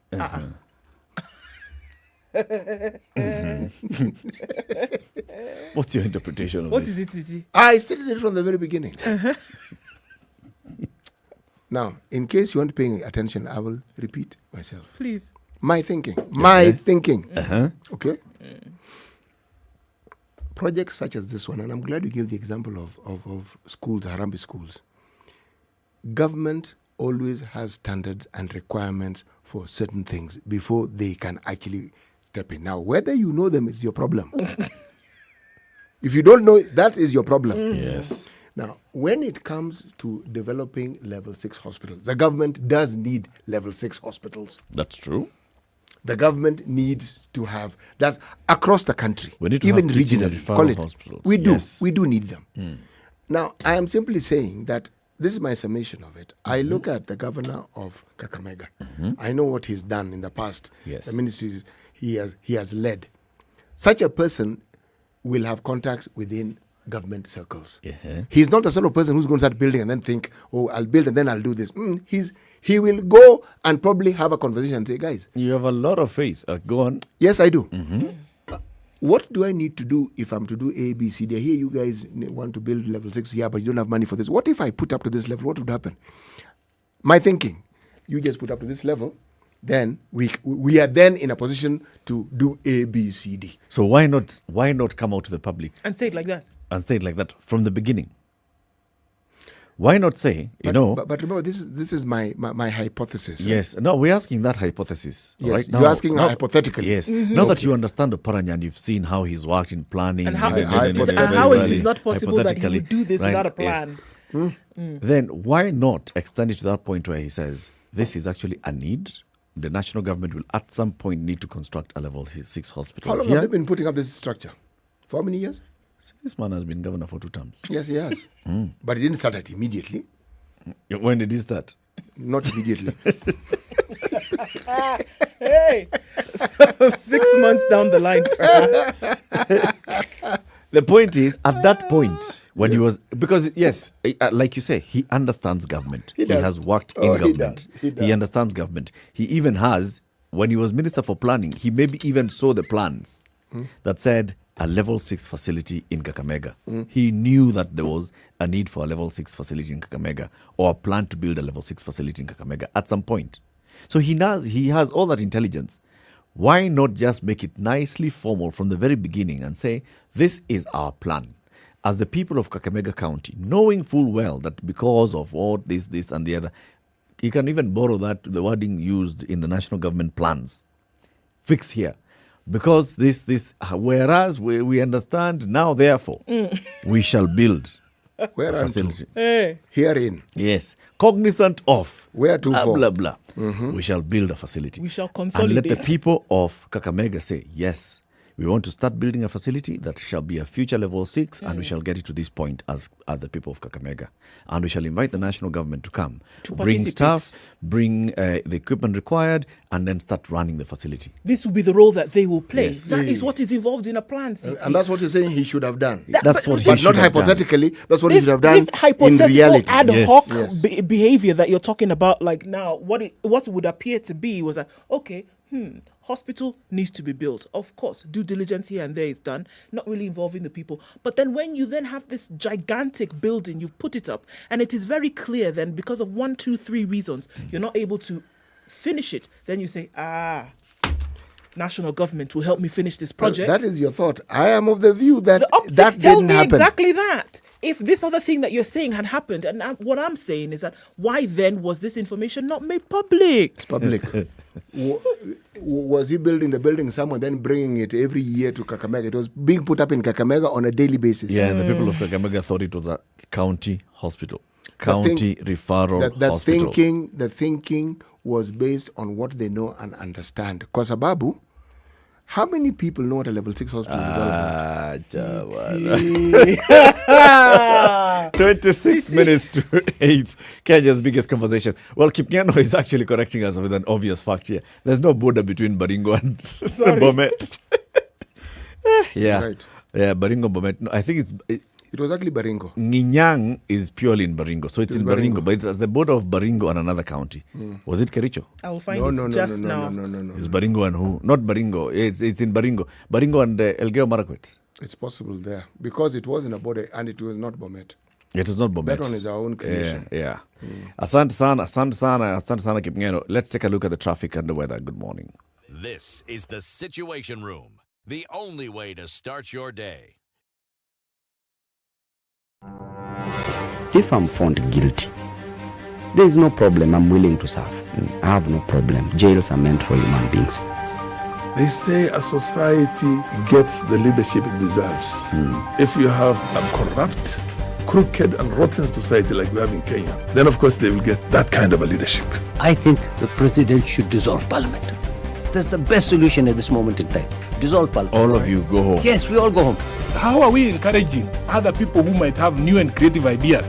Young people who are making money without any government help. They are just buying their own bundles. They are going on TikTok and making money. KRA is coming after them. I've been in parliament for 15 years. We have been unable to pass the gender law. And yet no presidential candidate is talking about it now. Because we are fake.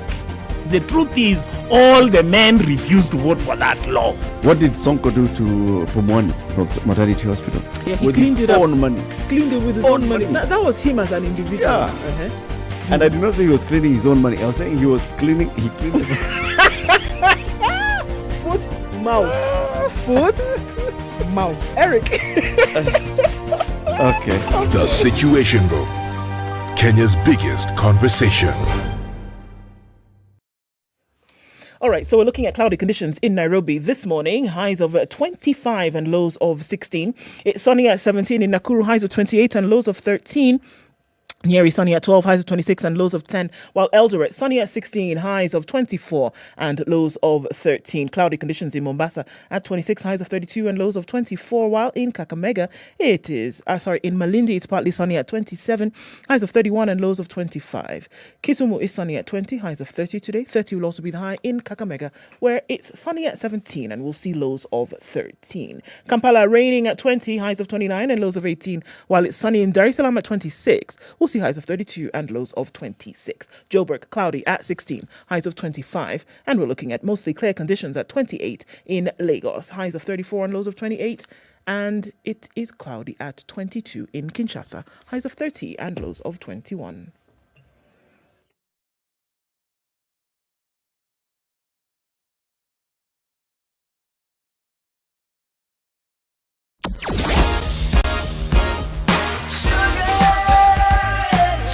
Okay, so there's quite a lot of traffic on Uhuru Highway getting into the city all the way through to Westlands and Gong Road. We're seeing some traffic as well.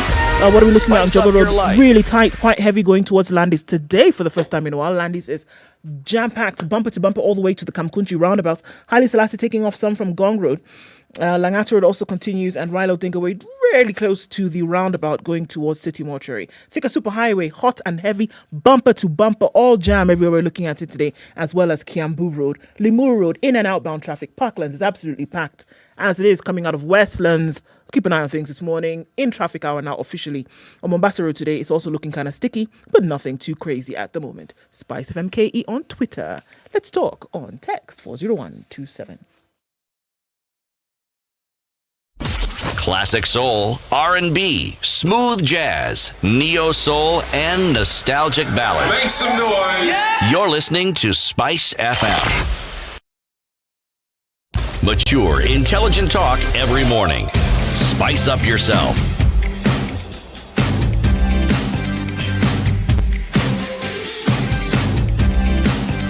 Mornings done right.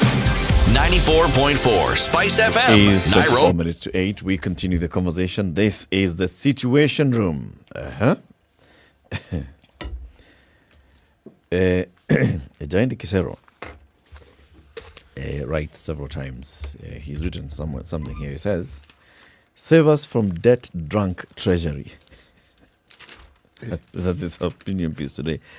"I want to see one of the presidential aspirants start and lead a national conversation around the mountains of dollar syndicated loans in our books. In terms of the economy, the main talking point in the ongoing presidential campaigns lately has been public debt. I want to give free advice to the presidential aspirants on how to approach this issue if they want to convince us that they have taken time to study and understand the problem and are the solutions to one of the biggest imponderable economic problems of our time." This is about debt. Well, we'll talk about the state of the nation when we have our guest at 9 o'clock. The issue of the next government, debt-drunk treasury, what needs to be done, what needs to take center stage in terms of our development now. Do they know? Yeah.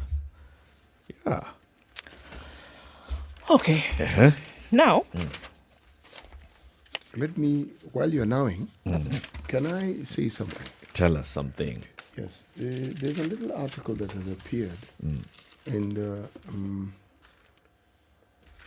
Business Daily on page 12. It's all business here. But this one is something I find interesting. IEBC apparently has failed to pay debts amounting to 2.5 billion since the last 5 years. Meaning, this year, if you go 5 years forward, debt. 2.5 billion. The suppliers. Okay. Now, this was revealed when the acting CEO of the IEBC, Marjan Hussein Marjan, this is what he said. He said that the pending bills accrued due to lack of funds from the Treasury for payments which had been planned and processed up to the internet banking level. The Commission was consequently forced to reverse the payments from the internet banking system. Mr. Marjan told the committee, he said the Commission has been unable to settle the pending bills which have continued to adversely affect the budgetary provisions for the subsequent period, as some of them have to be paid as a first charge. 1.9 billion shillings of this, hold your breath, is in legal fees. From the petitions? Yep. 1.9 billion. Is it accruing interest? These things tend to accrue interest, my friend. The lawyers will say when they tax it, and indeed, yes. So it's continuing. Now, the moment something gets to 1 billion and there's an interest element to it, that is a lot of money accruing as time goes by. Unless they had an arrangement where it doesn't accrue, but it will accrue. So here we are. I mean, we are talking about very many organized state agencies owing many people. Yes. We have a situation where we're heading into an election and we're going to ask suppliers, and some of them are the same suppliers. We owe them money. But at least the lantern guys were paid. Them, according to They the were information, paid. they were paid. Yes. The problem was not supplying the lanterns. Problem was the documentation that went to the supply of the lanterns. But they got paid. They got paid. In fact, my question was, okay, so you got the lanterns. There were no complaints about the lanterns. And I'm sure I'll be told, yes, that's not the point. The point is they got this thing fraudulently. Yes. They broke the law.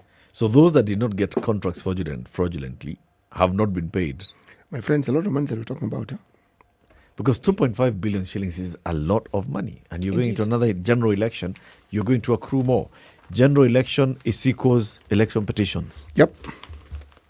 So, and if we look at the statistics of what we've seen, the number of election petitions after every general election has been increasing.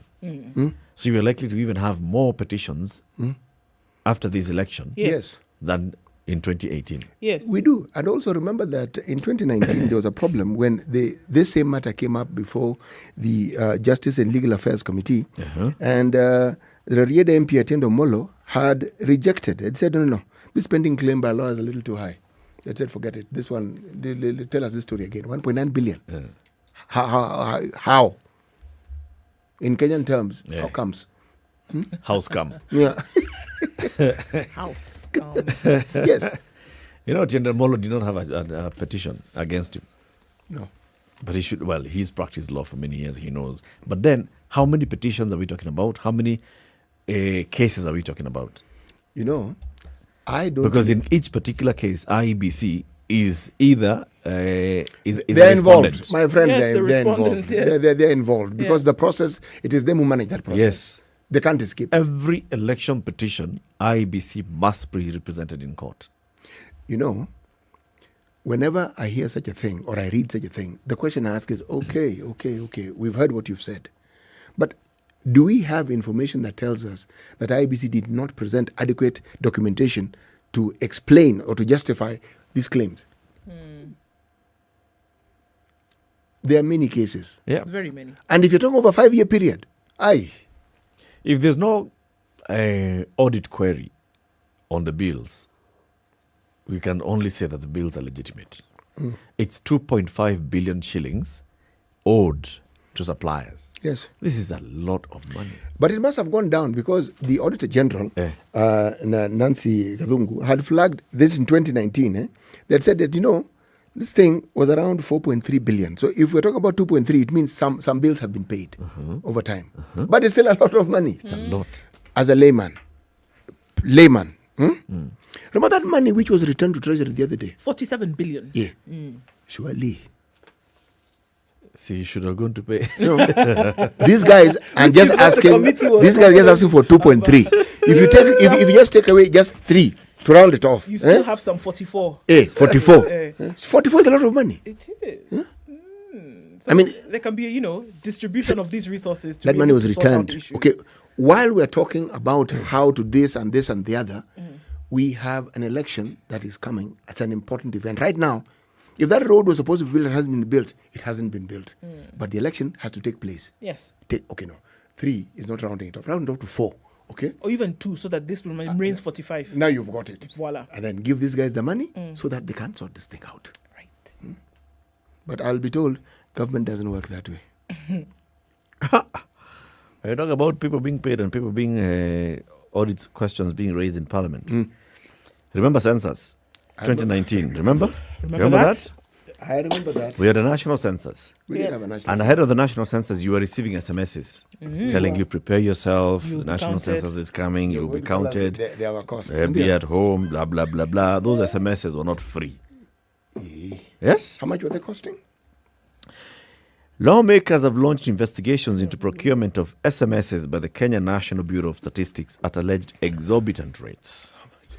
KNBS spent 38.9 million shillings to get 30 million SMSs during the 2019 national census. This cost implies that the Bureau procured a single SMS at more than a shilling, which is higher than the current market rate. A shilling? Do you even know how much an SMS is, City? Like when you send me an SMS saying, Ndu, it costs less than... Okay, let me not display the ignorance that I've actually made. How much does it actually normally cost?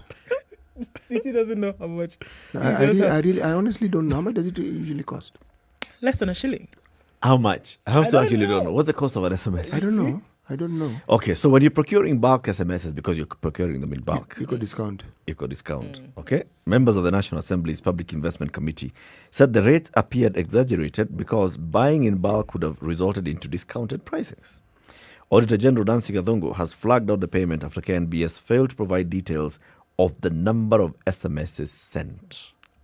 The supplier had invoiced for 30 million SMSs for use through Safaricom, Airtel and Telcom networks, but only Safaricom confirmed having had their network used to send 22,856,831 bulk SMSs, which means that the balance of 7.14 million SMSs valued at 8 million shillings was not confirmed as having been utilized. Airtel and Telcom did not confirm having had any SMSs sent through their networks, according to the Auditor General's report. So the PIC, chaired by Abdul Somad Nasir, claims the procurement could have been used as a conduit by certain individuals to siphon taxpayers' money. If you don't show us how these other 7 million SMSs were sent. And to whom? Because you have a record. This is essentially what they're saying, right? That you have a record of the numbers that you sent these messages to, essentially who would have those who would have received them.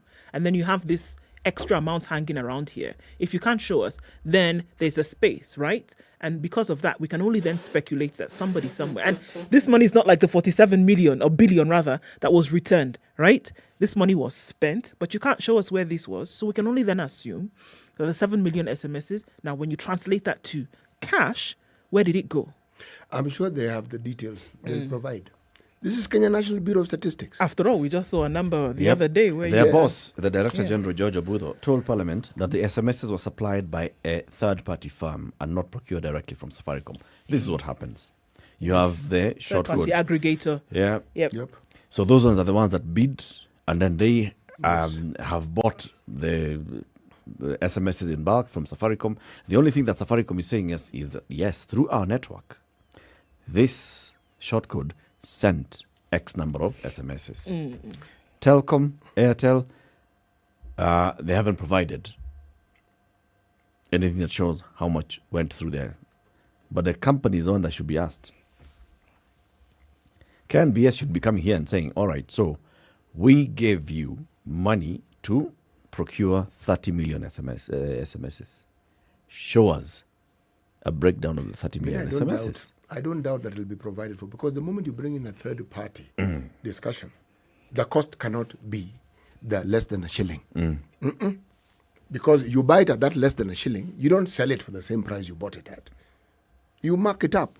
There's a profit element. This is business. And I'm sure Kenya National Bureau of Statistics knows and understands this, and they have the evidence, and I'm certain they'll provide it. They didn't give it to the Auditor General. That's Don't worry. That's how come it has ended up in Parliament. Don't because worry. the Auditor General's report was closed. It went to Parliament with this flagged query. It was flagged. We asked, we were not given. We asked for documentation. All right? We were not given the documentation. And that's how come it has ended up in. I'm sure. As a question here. It will be provided for. You're the reflection of positivity and optimism this morning, CT. Actually, because I'm looking at this particular issue here, because I got more SMSs than I knew what to do with. Okay? So they must have landed somewhere. It's possible that one individual got 7 SMSs, another one got 1. So, you're looking Not at only that, the repetition the of manner numbers. in which that particular project was successful tells me that people were communicated to, they had received the communication, and it went well. So it doesn't matter if some 7 million No. SMSs I were actually lost. don't think some money got misplaced. I actually don't think so. Okay. Sometimes people are just careless with their documentation. Okay. I have to give that perspective. It's not that they don't have the documentation. They're just careless with it. They think we've supplied, we've given you this general video. You're being, break down, please. I like this new CT. I like this new guy. This guy that's here today in the morning. I'm enjoying this very much. I like it. Is he coming tomorrow? You're the best man today. I'm telling you. Yeah. I got to tell you quickly. Yes. So this school that we were talking about, important, I think, to look at it. Yes. It's Nyeri in Nandi South. All right, that's where it is. And so we are talking about students who then come from Nandi and Vihiga. Right? That's the border that we are looking for. It just sounded... There was another school, by the way, in Baringo. Remember when there were these issues that also was about to be shut down, but those are for other purposes. And where did Bomet come into this discussion? Nandi and Vihiga. All right? By the way, the border. So those are the borders that we are looking at. There's another story that we looked at, isn't it? Sorry? There was another story with a school in Bomet. There was even a picture of a school that you wouldn't know was a school unless you were told it was a school. And that's it right there. It looked like a village cattle shed, and yet it was a school. Yeah. And you were told it had been put up. That is the one. That is the one. There it is. That is definitely the one. Yeah, so... Nyeri Primary School. Yes. Okay, what's the story of Nyeri Primary? Okay, so as we looked at this story and we said, okay, so because now we could liken it to what was happening in Kakamega, right? More than 150 students were in danger of losing their lives if they were studying in a dilapidated structure that had been neglected for years. So how did this come about? The school was established in 2014, located on the outskirts of the Nandi escarpments in Bonchoge, and has mud-walled classrooms, some of which are falling apart, posing a danger to students and teachers, right? The chairperson of the BOM said that the residents initiated the school and registered it as a public institution in 2014 due to a lack of primary schools along the border of Nandi and Vihiga counties. So they said, look, we have no school. Let's start this thing. They could not navigate the rocky route to the other schools, which were on the other side. And so they put this together. Now, the classrooms obviously being overcrowded. According to the administration, national government, the Constituency Development Fund and capitation funds had not been used to improve the school's infrastructure. They protested the government's failure to act, pointing out that the school is registered and serves children from Vihiga and Nandi. They appealed to the government to intervene to ensure the safety of the pupils. The school secretary claimed that the CBC would be impossible to implement. Now, according to the education director, the school was registered, it was given a provincial certificate, but no follow-up was done to ensure that they met the learning standards. It had not that's how they said it. The word was provisional. Yes, provisional certificate, yes. They had not benefited from any financial support. For institutions to be registered, they must have permanent structures. All right? Yeah. Education officers had been dispatched to assess the school and others rumored to be abandoned in the area, and the school's fate would be determined once the report has been completed. So where we are now, that the report has not been completed. Schools along the Nandi escarpments, according to the CS, were to be surveyed, and some of them were missing in the information system. This being one of them. So community has a need. Yes. Community decides, let's mobilize because our spirit of Harambee runs in our blood. So we mobilize, we build a school. We take our children to this school. We go to the education officials and tell them, we've put up a school. Can you please recognize our school? They're So given that we a can get provisional. capitation and these other things, right? They're given provisional license. They're told, okay, you'll get a provisional license. It runs for this long. And in the meantime, in the interim, what you should be doing is improving the infrastructure of the school to a proper school that then can be registered as a school. Now, is it being registered as a public school or is it registered as a private school? Question number one. Because all schools, even private schools, are registered. Yes, yes. And they all go through that same process. Now, if that's the Nandi Director of Education. Yes. Is on who says they got a provisional certificate. No. It was registered and given a provisional certificate. This is the board of management of the school. No, the Nandi Education Director, Zachary Muturi. Yes, he said that they were given one, but no follow-up was done to ensure that they had met the learning standards. So they said, okay, you guys have built this school, 150 students are studying, so what? We give you this certificate. But we then needed to come and follow up. Once we have said 1, 2, 3 can continue, then we can go ahead. But now that process had not been carried out. Ensuring that they had met learning standards and all of this didn't happen. Because remember, according to the BOM, this capitation and other things, sometimes they get this money and not just providing for students, but they're able to do 1, 2, 3 things within the school. Yes? There's a specific budget for infrastructure. That. Yes. There is. Which is what they were hoping to get in order for them to improve the school. But in order for that to happen, this process of survey needed to have taken place and has not happened. So it was a failure here by Zachary Mutweri or his predecessor as the education director. Indeed. Because people had not been sent by the education director to go and inspect the school. Now he says, now that the issue has been brought to my attention, I am dispatching officers to assess the school and other schools that are rumored to be abandoned. Usually if you are in that school board, it's your job to follow up with the ministry. You have to keep prodding and saying, come on, guys, you said you would come back. This is where we are. You have to. Because understand, they put up the basic structure, knowing that if they passed the next process, they would then be able to get these funds, which they would then use for infrastructure. But From where they are looking at it, the only way for them to improve the school is to get these funds. Is to get the funds. Yes. The thing is, it's a catch-22. For the funds to be sent to your school, you must be registered. Yes. For you to be registered, you must be surveyed, and you must be a permanent school for you to be registered. So you will not get that money to improve that infrastructure if you've not been made a permanent. Until you reach a certain threshold. Right. Yes. Now you're saying it's the job of the school's board to follow up. But look at the infrastructure there. You see, that can tell you the leadership of this school, the leadership of the village. If the people who have put up this school they've done the best they could. Now you tell me whether these are people who would have You know why I speak the might with such a cavalier attitude is because with the devolved governments, with CDF, with God knows what other funds there are for education at the county level, some of these matters that we're talking of, development money could have been allocated to get that school to that state that we're talking about without any national government coming in to do or say anything. That's all I'm saying. That's what I'm saying.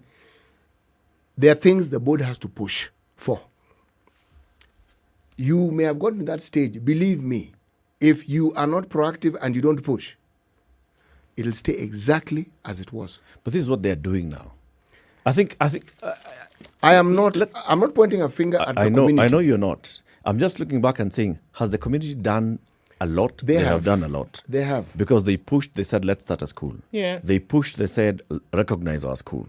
If they pushed to say, recognize our school and give us a provisional certificate, it means that they continued pushing. They did. Somebody somewhere dropped the ball. Yeah, absolutely. And then the county government, you cannot ask the county government. They'll tell you, education, not devolved. MP. You know why? NGCDF. NGCDF and all those things, they also dropped the ball. Yes. I also get the impression that there was somebody who was pushing this particular matter who either stopped pushing or stopped being where they were before. Yeah. Because I am simply saying that the resources that are available within a county are enough to get stuff like this off the that is really what I am saying. These guys, as Eric puts it, and as Ndu puts it correctly, have done what they could. And it is clear. This is something they've done. It's a wonderful thing. To move it to the next level. County system, money is available, votes available. This, MCA pushing the agenda. Somebody somewhere needs a kick in the pants in order yes. to get things done. That's for sure. Keep it here for more conversations. The Director General of the Kenya Wildlife Service is here. We'll ask whether there's a national park around Nandi or around Vihiga, and whether KWS can support in improving this school. We'll definitely ask. Petitioning publicly. Tomorrow, the Magical Kenya Open kicks off in Muthaiga, and if you'd like to go there, please go to www.tikiti.com to book your ticket. That's www.tikiti.com. Remember, the Magical Kenya Open this year is also being supported by APSA, the 11th year that APSA is sponsoring the international tournament, which is part of the European Tour. This year, APSA plans to use the tournament for a worthy cause, Birdies for Good. Keep it right here for more on this. It's now 8 a.m.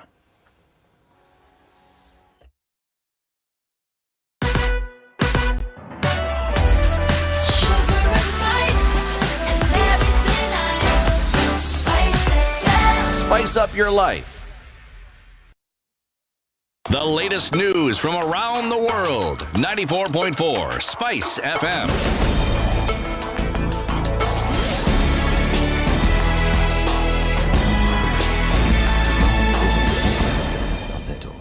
ODM leader Raila Odinga and his Azimio la Umoja supporters will be in Nakuru County today as he continues to sell his agenda ahead of the August 9th general elections.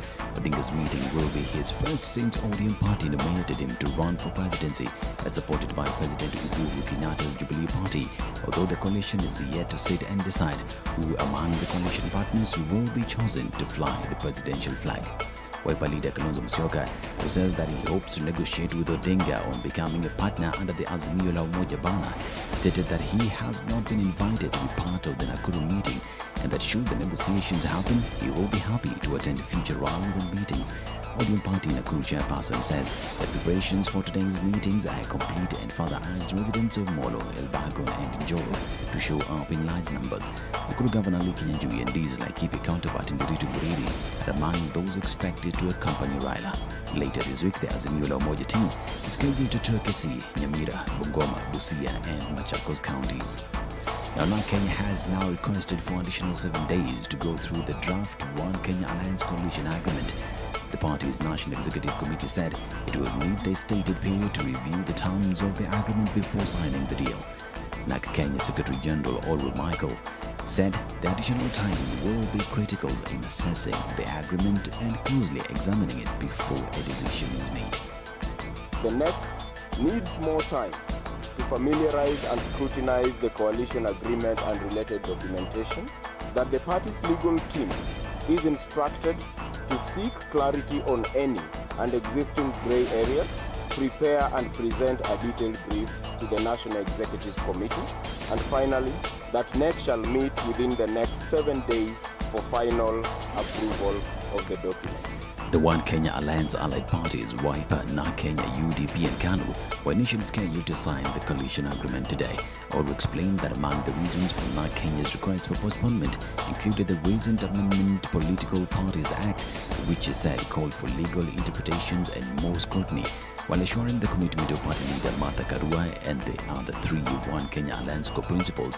NAC Kenya reaffirmed its decision to form coalitions with other partners with similar political ideologies. Now, Gatundu South Member of Parliament Moses Kuria has dismissed claims of working with the Azimio la Umoja movement ahead of the August general elections. He said that under no circumstances would he even think about joining the impending Azimio la Umoja Grand Coalition. According to Kuria, his differences with the Azimio team are only ideological and not personal, hence should not be mistaken for enmity with anyone. The MP at the same time urged central region leaders to rally their support behind NAC Kenya party leader Martha Karua, whom they elected as spokesperson of the Mount Kenya Unity Forum. He stated that Karua was well vested with political experience and is capable of leading. Now, Kenya has dropped 17 places to rank at position 28 in the annual Africa Visa Openness Index released by the African Development Bank in collaboration with the African Union Commission. The index, whose first issue was released in 2016 and covers 54 countries, is used to measure how easy it is for persons to travel within the continent. According to AFDB, travel bans enforced by the government in a bid to tame cases of the new COVID-19 infections greatly contributed to Kenya's position in the ranking. In 2020, Kenya was ranked position 11 on the list. The global supply chains already hit hard by the pandemic are facing further disruption and cost inflation as airspace closures after Russia's invasion of Ukraine affect the air freight industry. Transport between Europe and North Asian destinations like Japan, South Korea and China has become particularly problematic due to reciprocal airspace bans that ban European carriers from flying over Siberia and Russian airlines from flying to Europe. Airlines responsible for moving around 20% of the world's air cargo are affected by those bans. And a section of Eastern Bypass will be closed from tomorrow to May 3rd pending the ongoing road construction. The Kenya Urban Roads Authority says that a section of the overpass at Kangundu Road Junction will be blocked for motorists. The authority says the move is due to the ongoing upgrade of the bypass to a dual carriageway that connects Thika Road to Mombasa Road. Road users are thus implored to exercise caution while approaching the area and also adhere to traffic guidelines to pave through the busy highway with ease. This is Newswire. I'm Dennis Aseta. Good morning.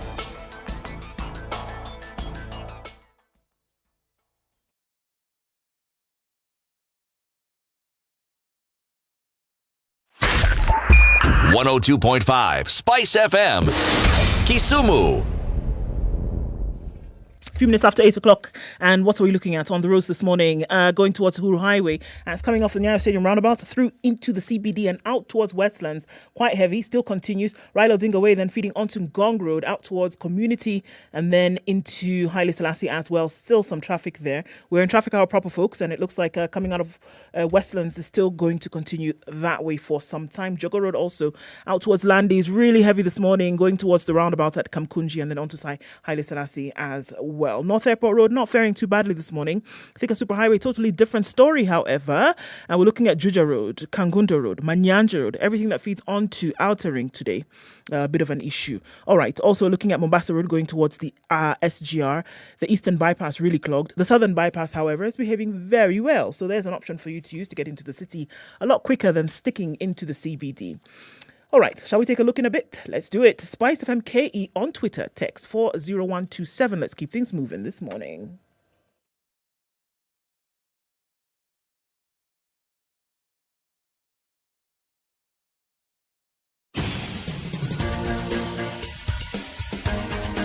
This is the Situation Room, the home of hard-hitting political commentary and penetrating insights about the state of the nation. This is a talk radio experience like no other. The Situation Room, a place for hard truths, debates, and elevated conversations. The Situation Room, witty, political, engaging, deep, controversial. In the room, we have C.T. Muga, researcher, academic, seasoned political observer, a fountain of wisdom in these politically uncertain times. Ndu Okoh, Nigerian by birth, Kenyan by choice, communications expert, Pan-Africanist, a truth seeker and believer in people power, and Eric Latiff, agent provocateur, the man in the chair, seasoned journalist, news hound, a man who believes in punching up, not down. It is 7 minutes This after 8. is the How are you Situation doing? Good Room. morning. Happy The Wednesday only wherever way you to tuned in this morning on Spice FM,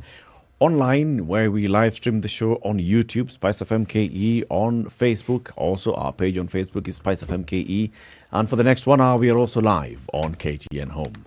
In the room with you this morning is Eric Latiff, Ndu Okoh, C.T. Muga. We have a guest, the Director General of the Kenya Wildlife Service. Before we introduce him, let's hear the day's proverb from C.T.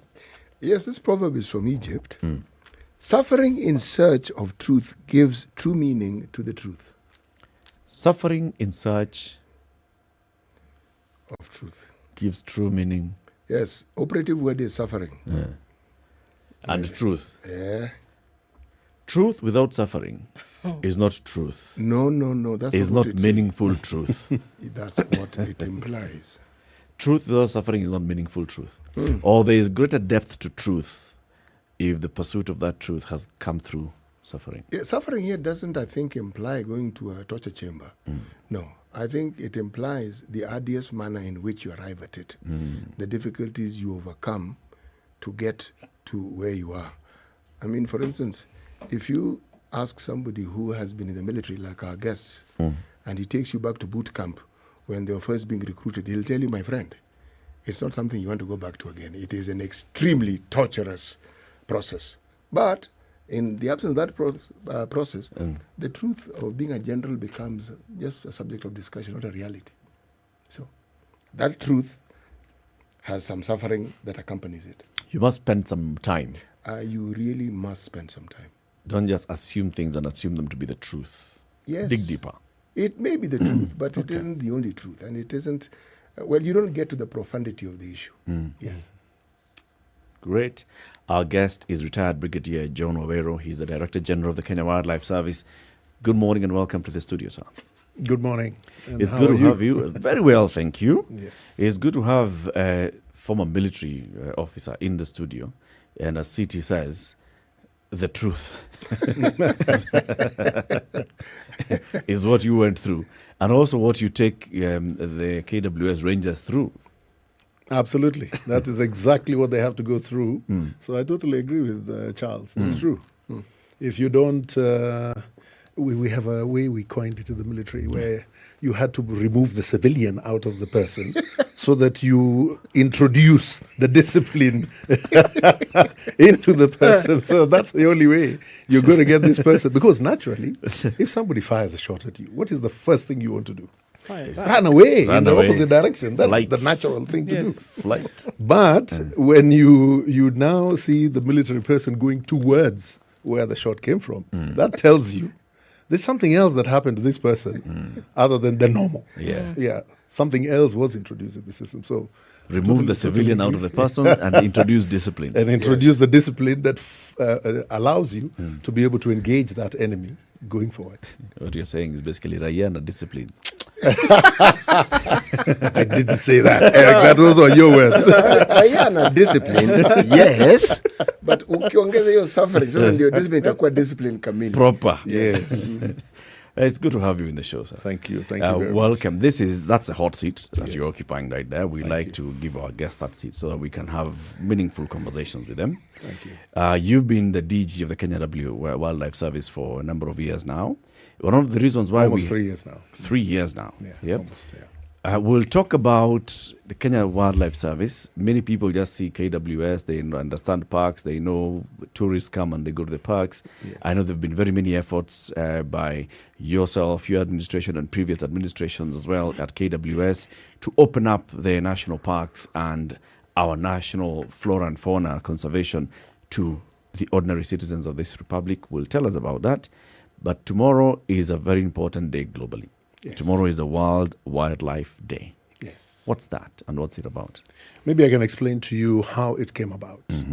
On the 16th meeting of the Conference of Parties, and this happened in, I don't know whether you know what CITES is. CITES is the Convention on International Trade in Endangered Species.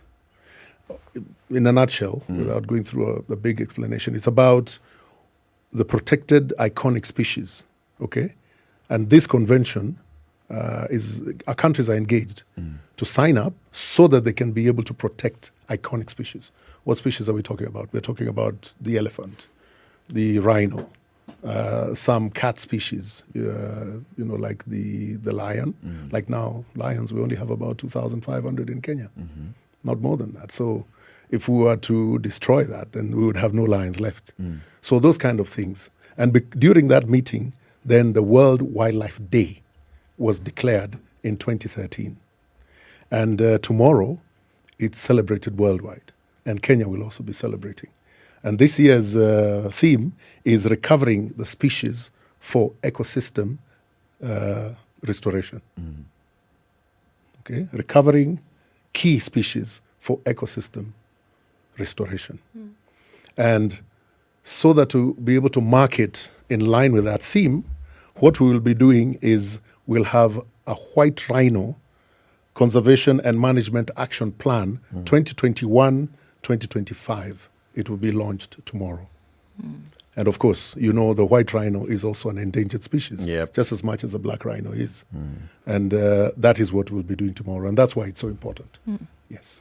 It's interesting as you talk about restoration, because I mean, one of the first things that you talked about, you know, if we're looking at then the unfortunate destruction of some of these species by, you know, whether it's, you know, absence of care or things like that, or the lack of the realization of their importance in the environment, then preservation and restoration is just as important. I'm interested to know what steps towards restoration of species, for example, have been taken in Kenya. I think of what the Chinese did with the panda, and when it was on the front of extinction, and now they've been able to reintroduce thousands of animals back. What has happened here, or what is happening here with some of the species that you've already earmarked? Actually, you asked that, and there is something specific that is actually happening around Kenya. And this is to do with the northern white rhino. Remember, there are two white rhino species. There's the northern white rhino and the southern white rhino.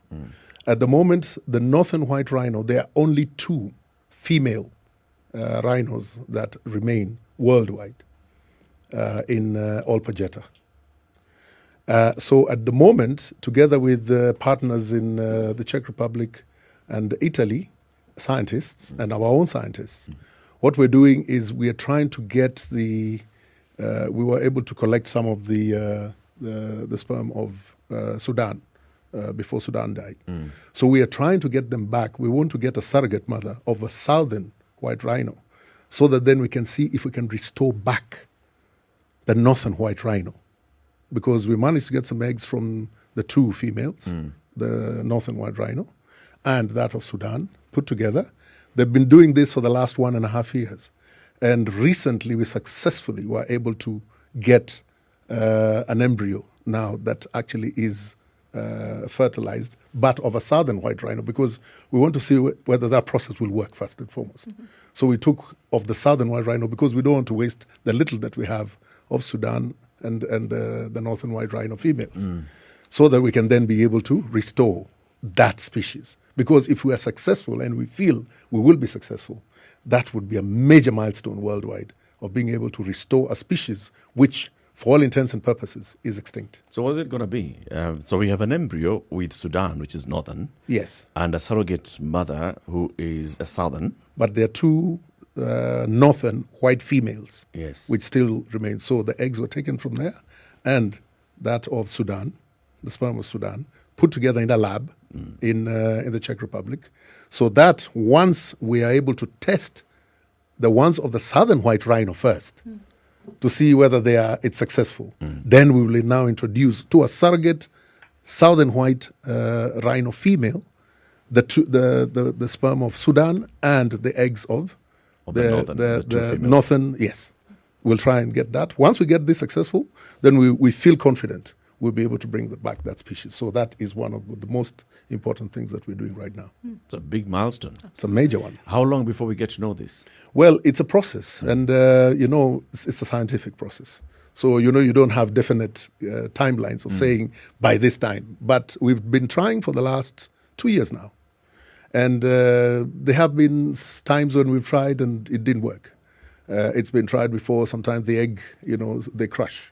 So they collapse and you're not able to do that. So you go back again to the drawing board and, and do that. So, but this time round, we were successful with the southern white, pairing them up and getting that embryo ready. So we now know it's possible. So now we want to go and try it with the northern white. Then that lands actually that theme of recovering key species. Yes. Is there anything else that we are doing in terms of recovering key species for that restoration of our ecosystem? Yes. Of course, the role of Kenya Wildlife Service is first and foremost to protect management and protection and provision of security to wildlife, as provided for in the Wildlife Conservation and Management Act 2013, which is what guides us at the moment. That's the act that we work with. And ours is to ensure that all species, but particularly iconic species, are protected. Recently, last year, we did a census of the animals, and particularly the iconic species, to make sure that we know what numbers we're looking after. Because there's no point saying you're protecting something, and yet you don't know what you're looking after. Yeah. So we did a census. I think it's the only one in the region that has ever been done, I believe even in Africa. Census have been done, but of specific species. This was an overall census. So, that is also one of the measures we're taking to be able to protect the species. Sure. Yes. Poaching has been a big thing. In the last 50 years, it's been spoken about over and over. Yes. What is the current status with poaching, with law, with actually bringing some of these folks to book? Is it as big a problem today as it was 10, 20 years ago? Let me take you back a bit. From around 1976, if I was to look at elephants alone, we had over 130,000 elephants in Kenya. By 1989, we had 16,000 because of poaching. That's how bad it was. However, today, we can proudly say our numbers have gone up, and this was confirmed in the last census. Our numbers have gone up to 36,000 elephants. And across the board, we've seen an increase in species of animals. So poaching as it was is not as big a threat for the iconic species in that we've been able to protect. Like now in 2020, for the first time, I think in 21 years, we had zero poaching of rhinos. Zero, not even a single one that we lost to poaching. So that shows that the efforts that we put to make sure that we protect certain species. However, what we're seeing increasing, and this is one of the biggest challenges that we're dealing with today, is the issue of bushmeat poaching. And ever since we started, COVID came about, that is the thing that has been the biggest challenge with us. And we've been sensitizing people, telling them, don't go there and eat this meat just because you think we can go and hunt in the bush and eat meat. Because there's a lot of the doctors will tell you there's a lot of danger in you eating wild, meat that is not, Inspected. And in any case, we don't eat game. It's against the law in Kenya. So that is the biggest challenge that we've had, because we're dealing with our own people, going in there, assuming they can just go and hunt dig-digs, antelopes, and whatever it is, and trying to educate them as well that this is wrong. You don't do that. General. But now you see, I don't know. No, go ahead, General. Yeah. The kind of punitive decisions, or rather by judgments we're getting now, are helping us. Because before, it was just, as it were, not an important thing when you took somebody to court and said, we caught them with a dig-dig that they had actually killed. Yeah. And we also noticed that it also moved commercially to a much, much larger level. Whereas you could get someone with 2 dig-digs. Now we're getting lorry loads of dig-dig. That tells you clearly there's a business somewhere that is going on out there. Yes. The question I wanted to ask is, there's always been this discussion about the conflict that humanity has with wildlife. Yes. Conflict that essentially arises from the need for space. Now, what role does KWS play in ensuring that these very communities who border the sanctuaries where we have our animals, what is done to get them to understand that this is a heritage that can be of benefit to them, and so that they should be the frontline protectors of this very resource? Thank you. First and foremost, I want to remove a misnomer which people probably assume all the time. 2/3 of the wildlife in Kenya exists outside parks and reserves. 2/3 of our wildlife. It's only 1/3 that is in parks and reserves. So, for all intents and purposes, wildlife coexists with the humans, wherever they are. Okay, and I agree with you completely, Charles. There is the space that is Kenya is defined by a boundary. That's not going to change. The human population is increasing. We are working very hard to make sure that the wildlife population also increases. And there's limited space. And that is the reason why you find human-wildlife conflict is become such a big thing, and it's a problem, for our people. We don't like it when you hear a lion has attacked, some neighborhood and killed somebody, or an elephant has gone into a farm and killed someone. We also don't like that. It's not something that we enjoy to see or hear. And we do everything since I came to KWS to make sure that we respond quickly to the communities. Now, how do you then encourage human-wildlife coexistence, which is what I'm pushing for? Instead of looking at human-wildlife conflict, let's look at how humans and wildlife can coexist. And the idea here is to show people that there are ways you can actually coexist with wildlife. There's a project we started. It's still in its infant stages. But we've started with BIDCO. BIDCO want to sponsor certain areas, and we start with pilot projects where they can put sunflower in certain areas. Now, sunflower and elephants are not very good friends. The reason is because sunflower attracts bees, and bees and elephants are not very good friends. So what it does is you allow a corridor for the elephants to pass. Where the communities are, you put sunflower. Now, the beauty about it is that you have the sunflower, which they will come and give you the seeds and also harvest. There are the bees. They will also encourage you. They will get communities, especially the youth, to be able to start bee farms. And they will buy the honey from the youth. Yeah. So it's a win-win-win for the community, and also allows the wildlife by creating those corridors to be able to go through. Unfortunately, like in Kitengela, people have built where the corridors are. Yes. So the wildlife will still come through there, because they have a fixed way of moving, and they will come through there. And when they do come through there, then you get the conflict. But DG, these are already prescribed corridors. So the question is, when it comes to things like city planning, when it comes to things like agricultural planning, is there a symbiotic planning between KWS and other agencies that would deal with things like that? And then the planning side of things to say that, can we then avoid this future conflict and then bring about this coexistence? Does it happen? Unfortunately, I must admit that does not happen. It doesn't happen that way. I wish it did, because it would make our life very easy at Kenya Wildlife Service. Unfortunately, land use planning we are not factored in per se when it comes to land use planning.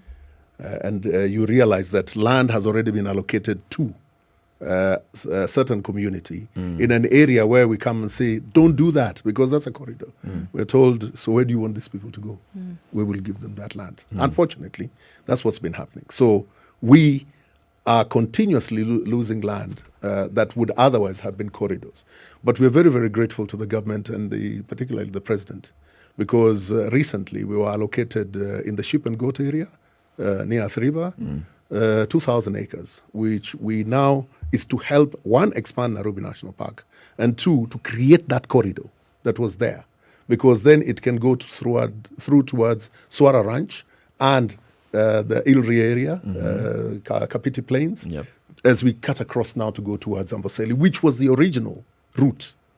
But then, of course, with time, now that has been occupied by people. Part of the human conflict that arises with wildlife is not just what one sees in farming areas where you would find, should we say, animals in plenty. Government plans and capital projects also tend to be a problem. Because what do you do, for instance, if the government plans something like this railway that we have? There was a lot of hoo-ha about where the railway should go, where it should pass. Alternatives were provided. But in the end, it went through the Nairobi National Park. Yes. Now, what scientists say, and this again came to the fore when there was discussion about Serengeti and the building of the road that was earmarked. That one brought about international hoo-ha. Okay?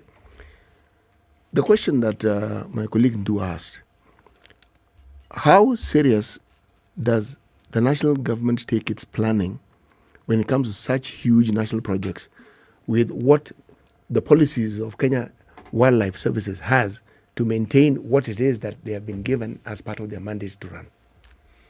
Okay, I honestly wouldn't be able to speak for the planning side, but I can talk for the Kenya Wildlife Service side. We do, as much as possible, try to engage the other agencies with regard to areas which are,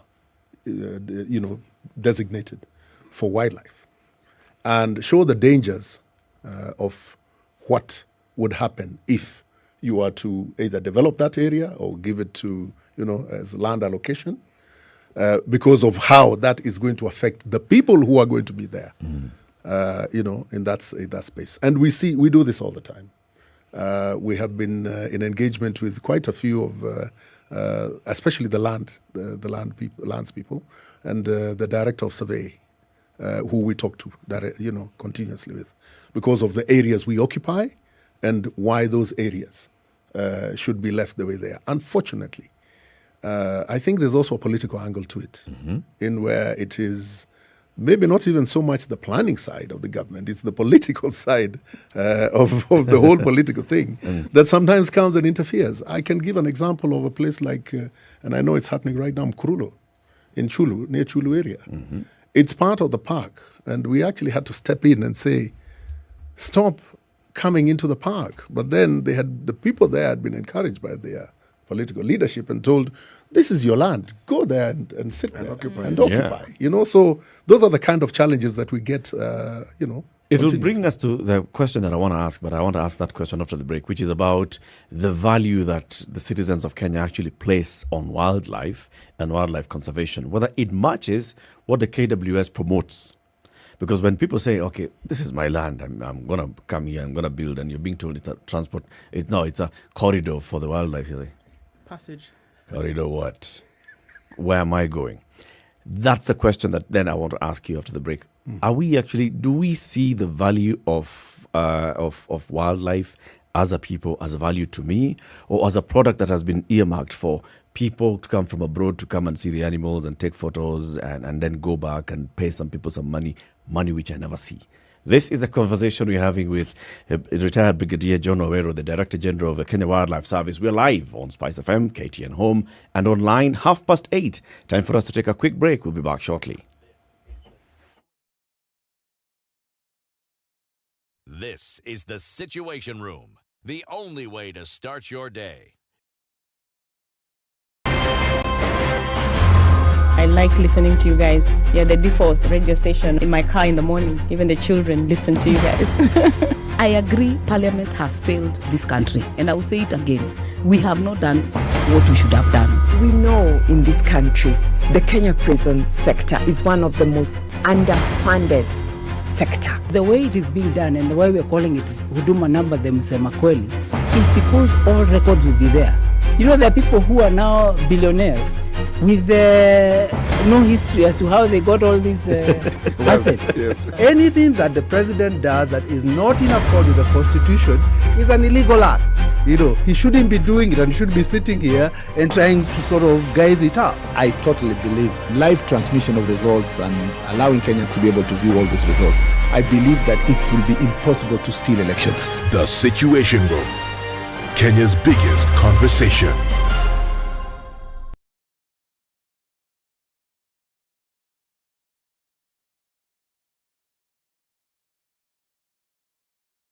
Cloudy morning in Nairobi at 17, highs of 25 and lows of 16 today. It's sunny at 19 in Nakuru, highs of 28 and lows of 13. We'll see highs of 26 in Nyeri, where it's sunny currently at 15, and we'll see lows of 10, lows of 13 in Eldoret today. It's partly sunny at 17, and we'll see highs of 24. Mostly cloudy at 28 in Mombasa, highs of 32 and lows of 24, while in Malindi it's partly sunny at 27. We'll see highs of 31. 22 and sunny in Kisumu, highs of 30 and lows of 19, while in Kakamega it's sunny at 23. We'll see highs of 30 and lows of 13. Cloudy now in Kampala at 21, highs of 29 and lows of 18. While in Dar es Salaam, it's sunny at 28, highs of 32 and lows of 27. Clear conditions in Lagos at 28, highs of 34. And in Joburg, it's sunny at 18, highs of 25 and lows of 15. Cloudy conditions in Kinshasa for now at 20. That'll be the low, going to highs of 30.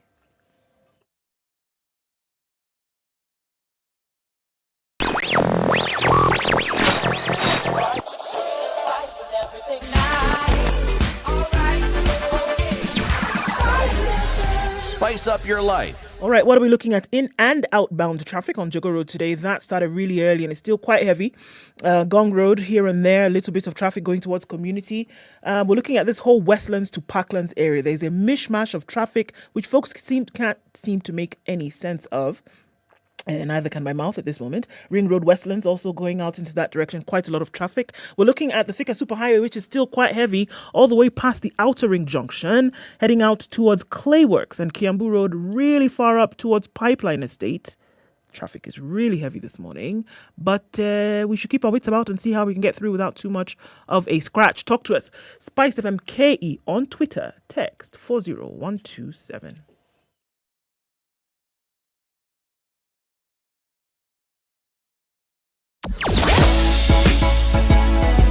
Sugar and spice and everything nice. SpiceFM. Spice up your life.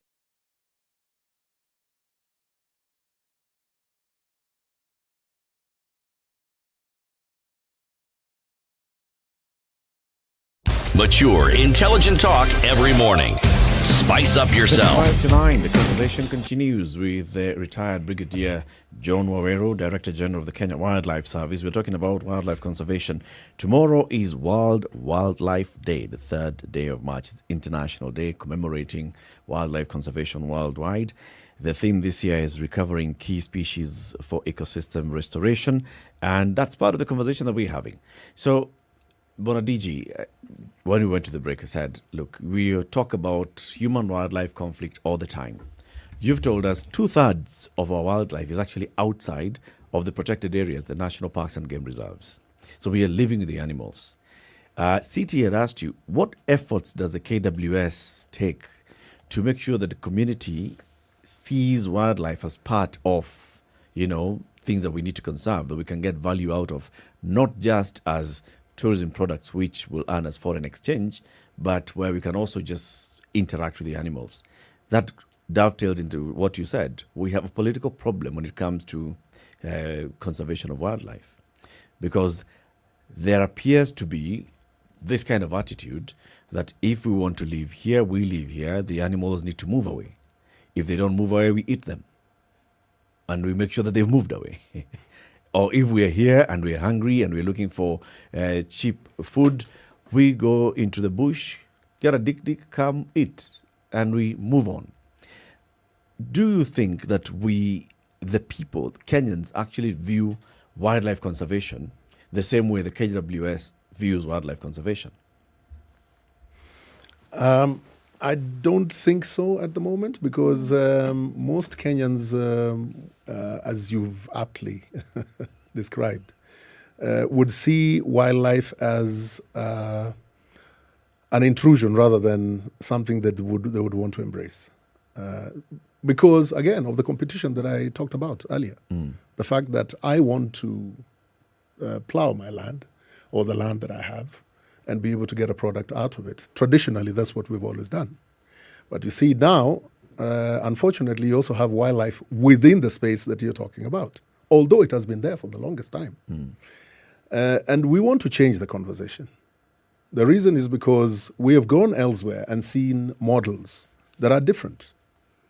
Recently, we were in South Africa. We went to look at the model that they have in South Africa. And I can tell you, from what we saw, you can actually see that the locals embrace their wildlife. How do they do that? They do that because there's something called the wildlife economy, something that we don't practice in Kenya. We don't hunt wildlife. That's against the law. It was removed, I think, ever since 1989 because of the adverse effects on the loss of wildlife that we had at that time. I told you it moved from 135,000 to 16,000, you know, for elephants. So because of that, hunting was stopped. The only kind of hunting, if you like, is allowed by law is KWS, culling for purposes of protecting. So in other words, if an elephant attacks or any other animal, and it will be a danger to the personnel of Kenya Wildlife Service or the community, then by law we are allowed to take that animal down for the purposes of safety of the community and of course our own personnel. But hunting generally is not allowed, so you can't go and get a license to hunt. However, there's what we notice in South Africa, and which of course we'll now be talking about to introduce and to see how that can be able to work in Kenya, of course, given the circumstances here, is that they trade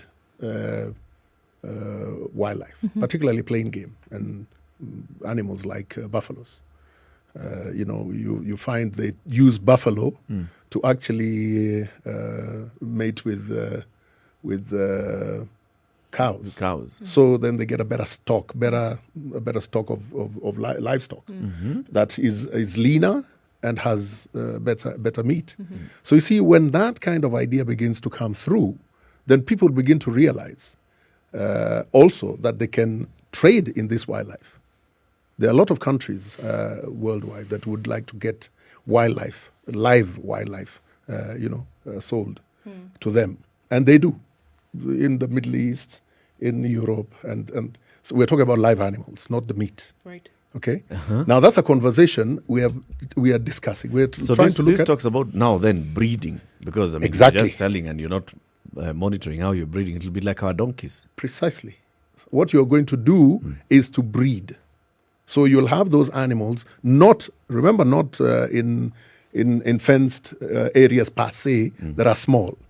You're talking about areas 5,000 hectares, 10,000 hectares and more. So they'll still be free ranging as they are right now. But the only thing that you'll do is you'll be able to have them in an area where you can be able to then trade them off to a buyer elsewhere. Now, that may seem like we're going to sell all our animals and nothing's going to be left, but that's not true. If you look at the way the ecosystem works, is that if you're able to provide more space, animals have a way of reproducing. When they are all, confined in a space, they tend not to. They sort of like, I don't know, it's a genetic, Essentially, you stress them. Yes, you stress them so they don't want to reproduce. So it actually is a plus. So this is something new we're looking at. We haven't implemented it yet. But we feel that when we do that, then we will allow our people, the Kenyans, to be able to say, oh, wow, this is a resource that actually is profitable to me. Sure. But right now, when you tell the Kenyan, look after wildlife, which is always causing problems for them, they see it as a problem. They don't see it as a resource. But we try very much, and we have teams that go on the ground all the time, to talk to the communities, show them that they can be a benefit and the coexistence can happen between yourselves and the animals, as long as we allow certain things to happen on the ground. Like now, those corridors we're talking about. Let's move away from those corridors. Allow them to come through. In some areas, we engage them to say, okay, in as much as that person who's coming from outside to invest is able to do so the community. You can also do that, where you can have resorts of your own, run by the community, owned by the community, which then can begin to benefit them. What have you done, you as KWS and the Ministry of Tourism, to encourage more local investors in these areas? Because if you go into any community, you'll find if there's a conservancy, there's a non-Kenyan or non-indigenous Kenyan who is running it, who is involved in it, who understands the management of it. So basically, for very many indigenous Kenyans, if I just want to put it that way, this is a product that is for foreigners. Our wildlife is a foreigner's product. How can we Kenyanize this product? One of the things that we've done at Kenya Wildlife Service is the Zuru Kenya Parks. This is something that we started slightly over a year ago. The reason why we started that is because we realized after the pandemic, all international visitors literally vanished because they couldn't come. So then we said, now, what do we do as a service how do we survive this? Because we need to have the income to be able to, for government, to be able to sustain these parks. So we turned this thing upside down. We started targeting the domestic market. And we've had success stories with the domestic market so far, in that right now we've had a 40% increase on what we had in 2019, pre-COVID, of domestic visitation. Because we've shown people, first and foremost, this product is not for the person out there. It's for you as well. You can actually enjoy this product. It's yours. And the more Kenyans embrace the product that Kenya Wildlife Service offers, the more they realize, actually, this is something that we can do. First and foremost, like in Nairobi National Park, an international visitor pays $43 to come into the park. A Kenyan pays 430 shillings. That's $4. Okay? So we were showing them this is not actually just set out for the international visitor. It is for you as a Kenyan to come and enjoy. And the more they come in, the more they realize their spaces. Like now we're engaging a lot of local investors on the issue of the spaces that we have as Kenya Wildlife Service, to which they can actually, in a partnership, be able to say, we can be able to take care of this banda or look after this banda as a private entity. Sure. And I want to remove the idea that we are privatizing all our parks. And you had asked me that question. Yeah. What we are doing is a PPP, a public-private partnership, where we say this space we are giving to an investor, okay? And then we agree on the terms in which we're giving that space to an investor, so that investor then will then be able to put in their money, okay? And we give them a certain period, like say 20, 25 years, for them to recover their investment and go in there and set up a product that can be used by Kenyans and visitors from outside. What is space in this particular case? Like a park, an entire park, Nairobi National Park, give it to an investor? No. Not the entire park. What we are talking about is that we have sites, bandas, hotels. Like now, for example, Voi Safari Lodge. That belongs to Kenya Wildlife Service. Serena Kilaguni. That belongs to Kenya Wildlife Service. And we have about 61 sites across the country within the parks that belong, are run by Kenya Wildlife Service. Other than the ones that are run on the outside by others. Yes. How can this be sustained and promoted so that we don't have to get to a situation whereby there's COVID or there's something else, then that you realize, hold on a minute, we actually have a domestic market here that can sustain this thing. I continue to use the example of North America, whose year on year fluctuates between 70 to 86%, but of their tourists, 70 to 86% are domestic tourists. They don't have to rely on the globe. I mean, don't come, it doesn't matter. They're going to get the revenue that they need, that they would need from the local market, because they have promoted it and they have made sure that they've been able to sustain it. And they don't even have the kind of variety in wildlife alone that Kenya alone has. So what can be done? There are 22 national parks in Kenya. 23, right? Do Kenya, beyond knowing that they exist and the people who come from outside to see, what is the encouragement to get people in the different areas? Because they're widespread across the country. I don't think you could drop a pin and you wouldn't be able to find a national park in somebody's area. Absolutely. That they could go visit on a day, on a weekend, on holiday, children, excursions, school trips, things like that. And I think that would contribute directly to this thing that Eric was asking, what KWS is doing. Does it then match the people's outlook or awareness of what is there? There are many people who have never even visited or have no idea that something like this exists in their area. Absolutely. So how can it be sustained and pushed to make sure that you don't have to wait until COVID happens to start to push the domestic agenda? Thank you very much for that question. That is the specific reason why we started Zuru Kenya Parks. That was exactly why. And I can tell you right now, 80% of the visitation that we have in our parks today is domestic. And pre-2019, it was the other way around. It was only about 10% or 20% that we were getting from the domestic market. So already we're beginning to turn that wheel, so that we can be able to get the domestic market. General, did you do this in conjunction with the Ministry of Tourism, or is it just a purely KWS initiative? This is in conjunction with the Ministry of Tourism, because we are, part of, the Ministry of Tourism and Wildlife. So we did it as a Kenya Wildlife Service initiative, but with the backing of the Ministry of Tourism and Wildlife. The reason why I ask this is because it looks like we wait for a crisis in order to do something we ought to be doing anyway. I remember in Mombasa when we had what was referred to as the coastal tribal clashes in the Kayabombo. Tourism collapsed almost literally. Yes. And I then saw the initiative by the Ministry of Tourism to get locals to actually take an interest in the wares that were offered. And it was an amazing, in fact, it's a success story. Yes. And then somehow over time, it dwindled, it was forgotten, and we had to wait for yet another crisis.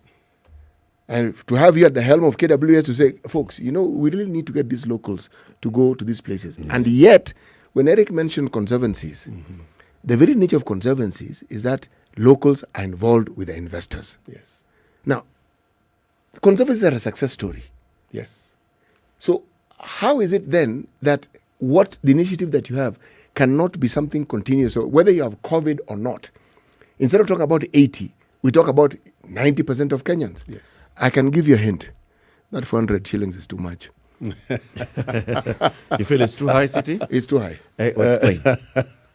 Explain why you think it's high, and then we ask him to explain why they arrived at 4. I'm sure there's a rationale for it, but why I'm telling you it is too high, I'm looking at the ordinary Kenyan whose basic income per day is something like 200 shillings a day. And if you put that against, for example, the average American, who, by the way, make up, just as an example, who make up the bulk of the folks who are going out on these touristic excursions. They're the ones who are going.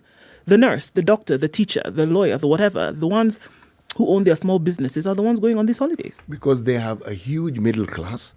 Now, I am saying, even for school children and school trips, I know they're highly subsidized. And that's the reason why school children are able to go with those huge buses that they go with. Yes. Now I'm saying there are many simple wananchi who will go to Nairobi National Park with a bus or with public transportation. Now, if that amount was reduced beyond 400 shillings, because 400 shillings is a lot of money for a simple Kenyan wananchi, especially in this time, my thoughts. And this is just entry.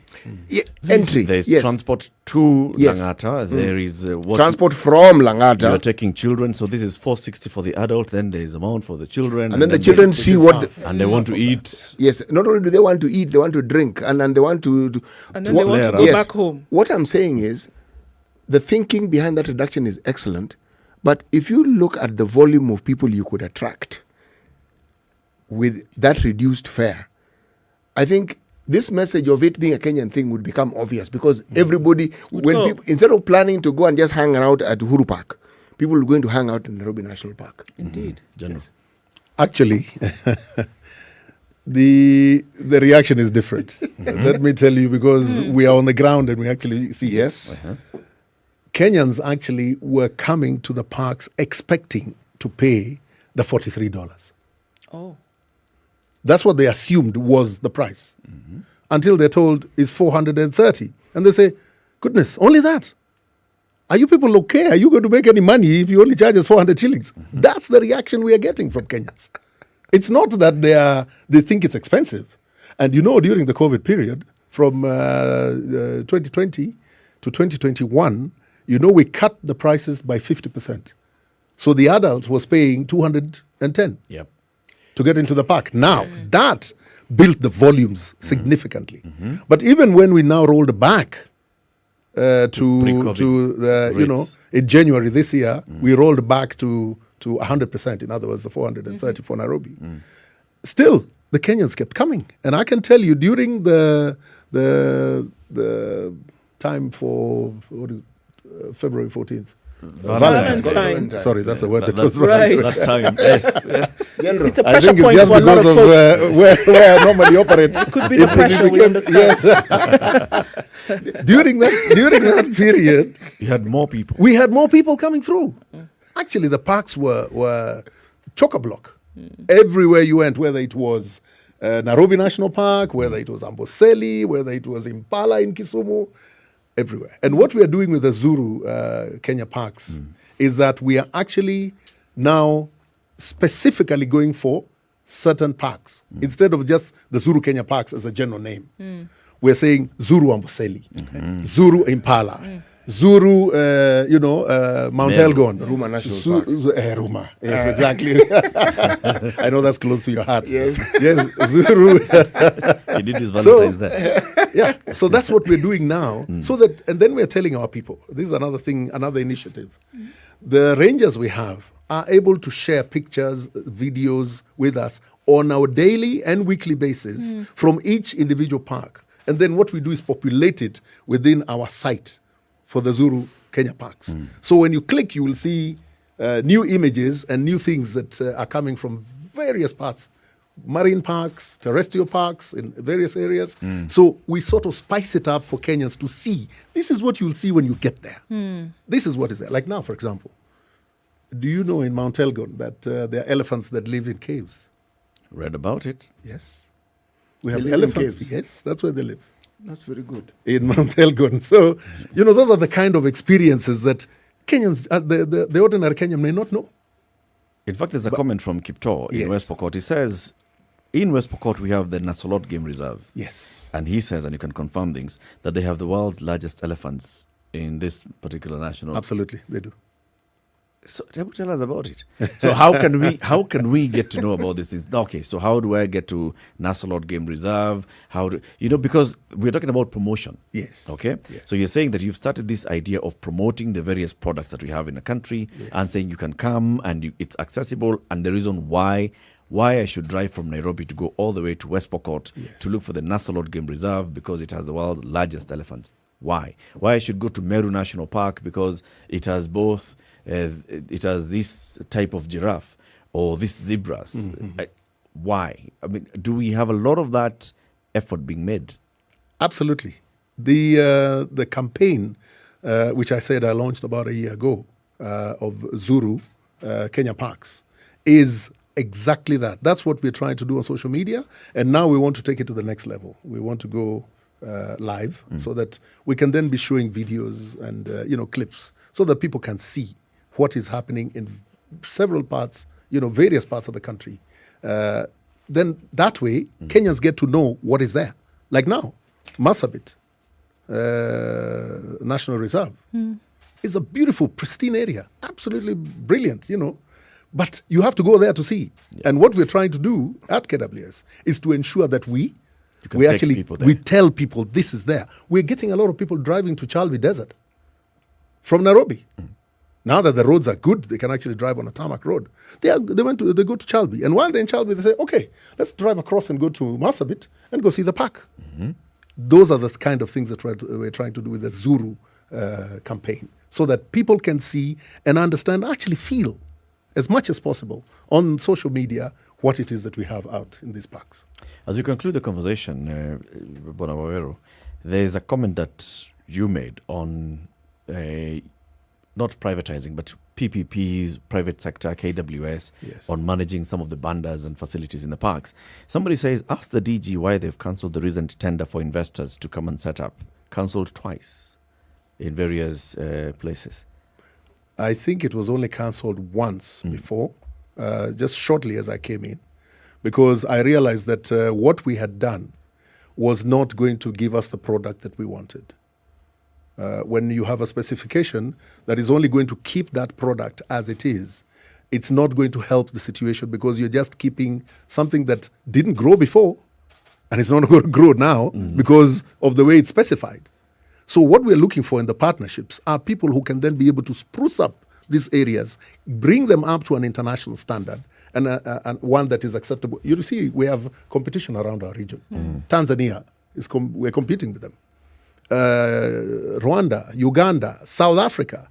We need to be able to have a product where you can say this is equal or better than that which is given in South Africa or in other areas. Yeah. So we can't be going with a standard that is low.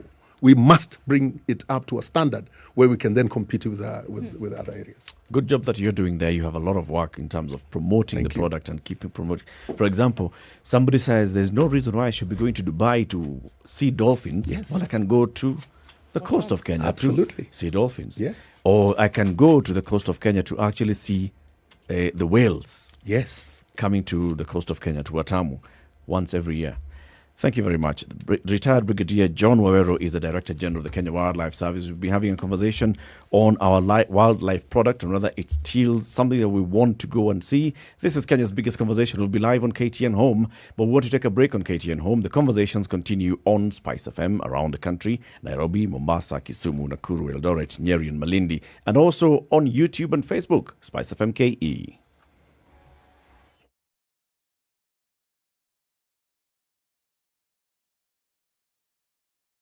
This is the Situation Room, the only way to start your day. This nation has never healed genuinely from the 2008 violence. We've never had a healing process. We've swept it under the rug. Let me tell you, the handshake was the most disastrous political event in the history of country after the coup attempt of 1982. There is no Kikuyu pothole, Luo lack of water, or Kamba, lack of traffic. Yeah. There is no Luya lack of drugs in the hospitals. Or Jaluo one. All our issues are the same issues. If you are in a room and just about everybody in that room has a court case or another, what impression does that give you? What are you saying? Why haven't you done it in the last 20 years? But they're telling us, like August, some miracle is going to happen. My friend, I want to tell Kenyans you'll be in for a rude shock. The Situation Room, Kenya's biggest conversation.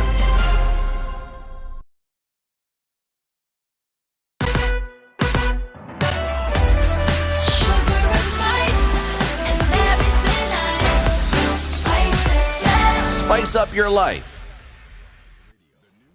The latest news from around the world. 94.4 Spice FM.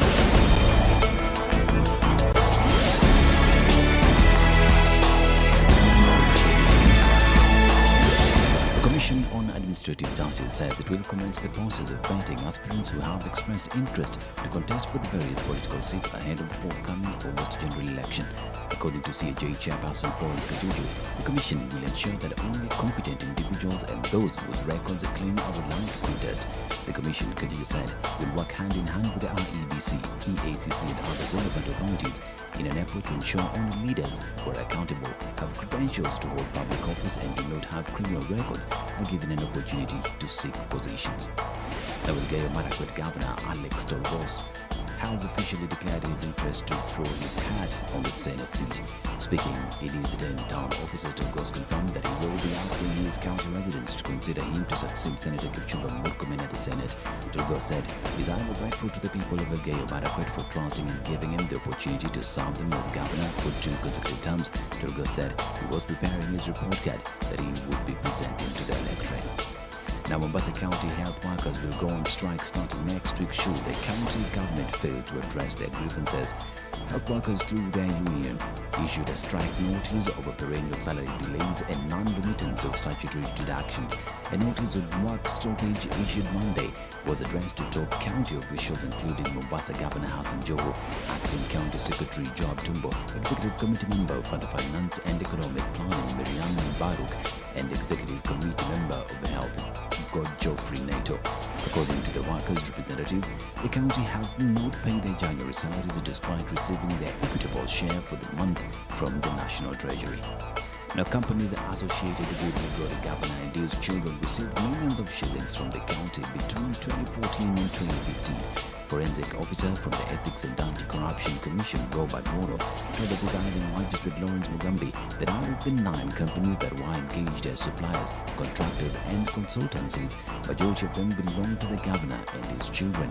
The witness told the court that the commission moved to the county after a complaint was raised in 2017 that money was being paid to companies and individuals who never rendered services to the county. Ombaso is charged alongside 5 of his children and other suppliers, whom the prosecution said benefited heavily from the county.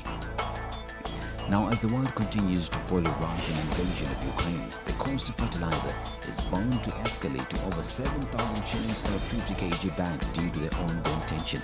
According to Agriculture Cabinet Secretary Peter Muga, Kenya imports fertilizer from Russia and China, and the Ukrainian invasion by Russia could affect the supplies globally.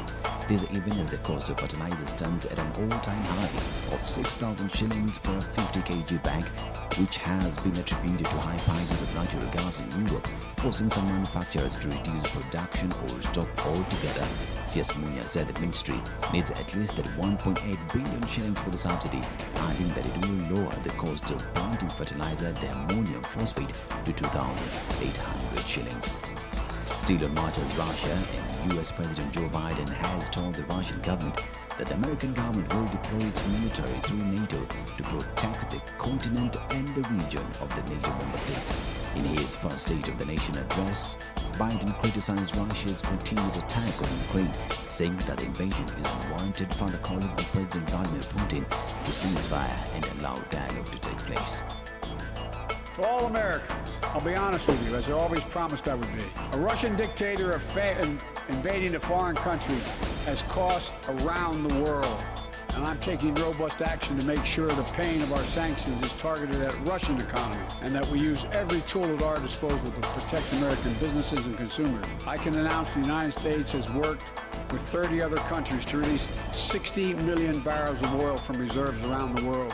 A further issued directives barring Russian planes from its airspace in just one of the latest sanctions against Russia, aimed at putting pressure on Putin and his government with the hope that he will cease their attacks on Ukraine. He'll never extinguish their love of freedom, and he will never weaken the resolve of the free world. The ruble has already lost 30% of its value.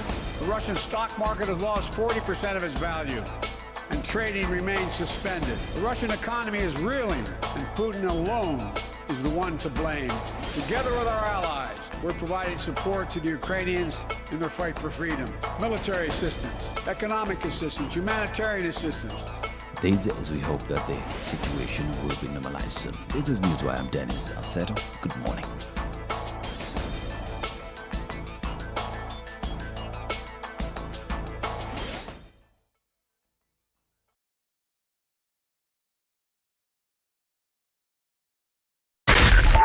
.4 Spice FM, Nairobi. This morning, still some traffic coming off of Mombasa Road today, and that's going to continue, especially around the roundabouts.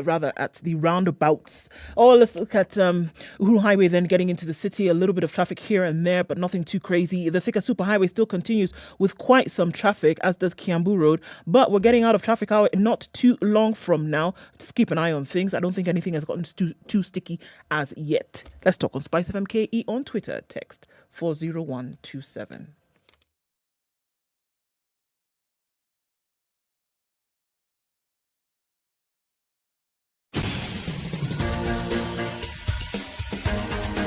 This is The Situation Room, the home of hard-hitting political commentary and penetrating insights about the state of the nation. This is a talk radio experience like no other. The Situation Room, a place for hard truths, debates, and elevated conversations. The Situation Room, witty, political, engaging, deep, controversial. In the room, we have C.T. Muga, researcher, academic, seasoned political observer, a fountain of wisdom in these politically uncertain times. Ndu Okoh, Nigerian by birth, Kenyan by choice, communications expert, Pan-Africanist, a truth seeker and believer in people power, and Eric Latiff, agent provocateur, the man in the chair, seasoned journalist, news hound, a man who believes in punching up, not down. 7 minutes This after 9. is How the are you doing? This is Kenya's biggest conversation. We're on to the final hour of the show. We have a new guest in the studio. Let's talk politics. The political analyst Herman Manyora is in the studio. But before we introduce him, let's hear that proverb from Alexandria. All right. Suffering in search of truth gives true meaning to the truth. Suffering in search of truth gives true meaning to the truth. Suffering? Truth. Truth. In search. of It's not truth. searching for you. You searching Suffer. for truth. Then you suffer.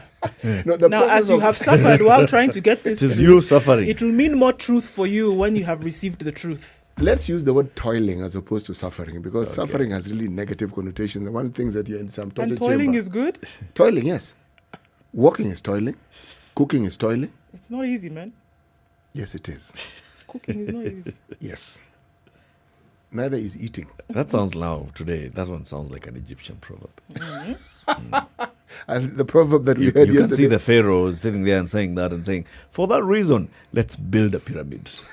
Or because of that, I And will let's- not let your people go. And let's mummify me when I die. You know, that mummification is a terrible thing, because everyone who worked for the Pharaoh went with him. Was mummified with the pharaoh. No, you went in You because, and your crew. because they knew that there was an afterlife, So you and in went. the afterlife he would need servants, he would need workers. So anyone at you working for the royal household, man, you pray that guy doesn't die soon. Because if he goes, So do you. the number's up, man. You know you're socialized to accept it. Yes. Didn't mean you like you it. know your death. You know the You day. know the truth. The day of your death is the day you're told the pharaoh has crossed over to the other side. Oh, is that so? So you Okay, prepare now. to join him on the other Let's- side. Let's go. Problem was there were no messengers who came from the other side to tell you what it was all about. was Today is the day. Or it's going to be next week, But when Tuesday. when we got there, we found it was okay. Well, the people who go there, they become rich. Why? Oh, by the way, you also buried the riches. I mean, you fully prepared go for with the next everything. life. Yes, you go with everything. Herman Manyora, thank you very much for joining us. Welcome to Kenya's biggest conversation. Thank you. This is my home. Yes. This is my home. I've just come home. Karibu sana. You are where you belong. Yes, this is where I belong. Political analyst, we are going to talk about politics. A lot is happening in the country. Yes. In the last couple of days. So we have seen the consolidation of formations. It's starting to appear to be consolidating. All right. On the one hand, you have URP leading and then pulling in ANC, pulling in Ford Kenya, and they're saying we can also try and bring in. I've seen an article today in the paper saying they're trying to bring in the DP, Democratic Party, into the DP's fold, the Deputy President's fold. Speaker Justin Muturi. On this other side, we are seeing Jubilee, ODM, pulling in One Kenya Alliance, pulling in the other parties, Maendeleo, Chap Chap, Muungano, DAPK, many. And then Kalonzo comes and says, by the way, this talk that we are talking, we are still open to conversations, but there's a document that we signed in 2017 that not even my brothers knew about, but I and my brother Raila knew about. Yeah. What does that do to that dynamic?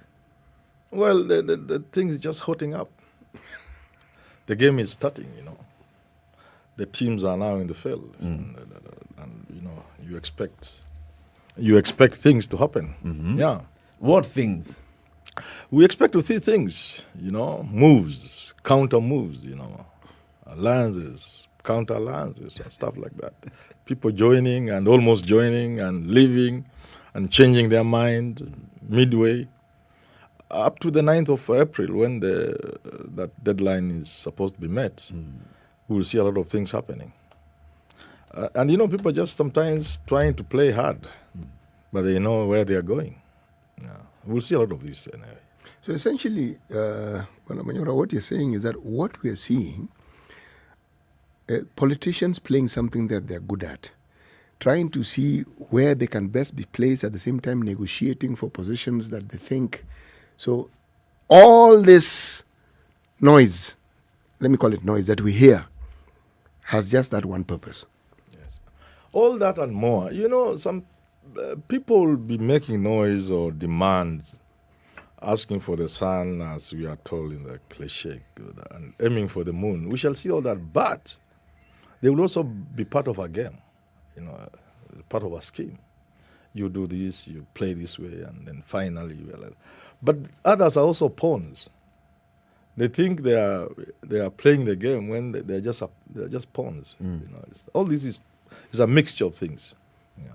But as you watch, are you able to, right now, as a political analyst, to tell who is a major player, who is a pawn, who is a queen, who is a bishop on this board?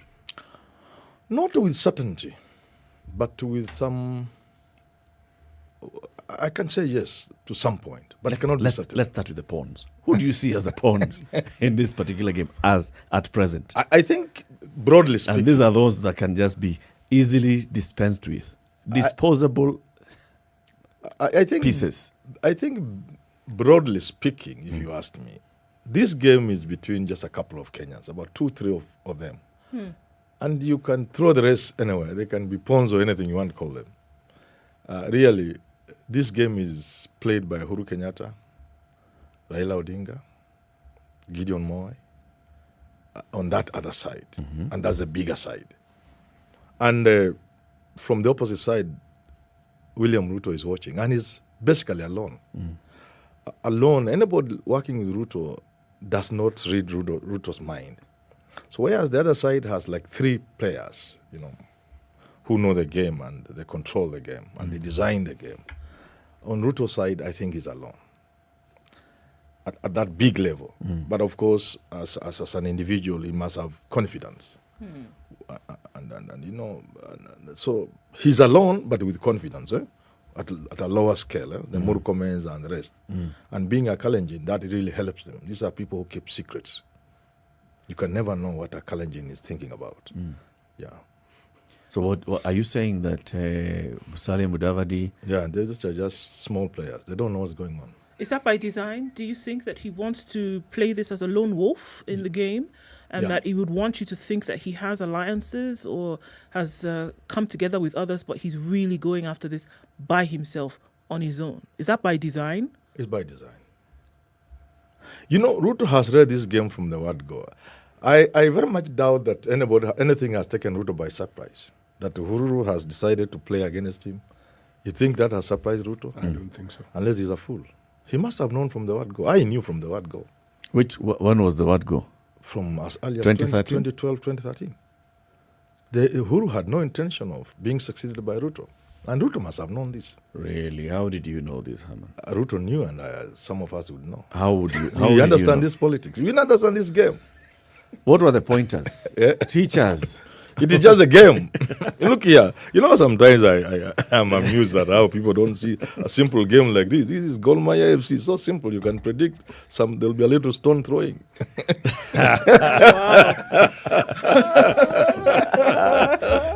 But Mahaman, I think you're just posturing here. You knew by 2012 that when you get to Kenya's 2020... game started just before independence with the colonial masters in terms of who they were going to put in power in this country for their own interest. And the Kenyatta took over, and the game has been unfolding, and differences with Jaramogi Oginga were not by accident. And it's nothing that Jaramogi did to warrant what he received. It was just the game that was being played and put more in place, and who will come, and all this is just a game. I don't even understand why people think Raila outsmarted Moi and that Moi lost in 2002. No, it was a game, it's a script. Prepare Uhuru for the presidency. It's a simple script. Bring in Mwai Kibaki as a caretaker president. And this man, as you process the Uhuru Kenyatta, then he's the president of the Republic of Kenya now. Now the game is continuing. Who is the next person in the game? The game is continuing. And Ruto should understand this.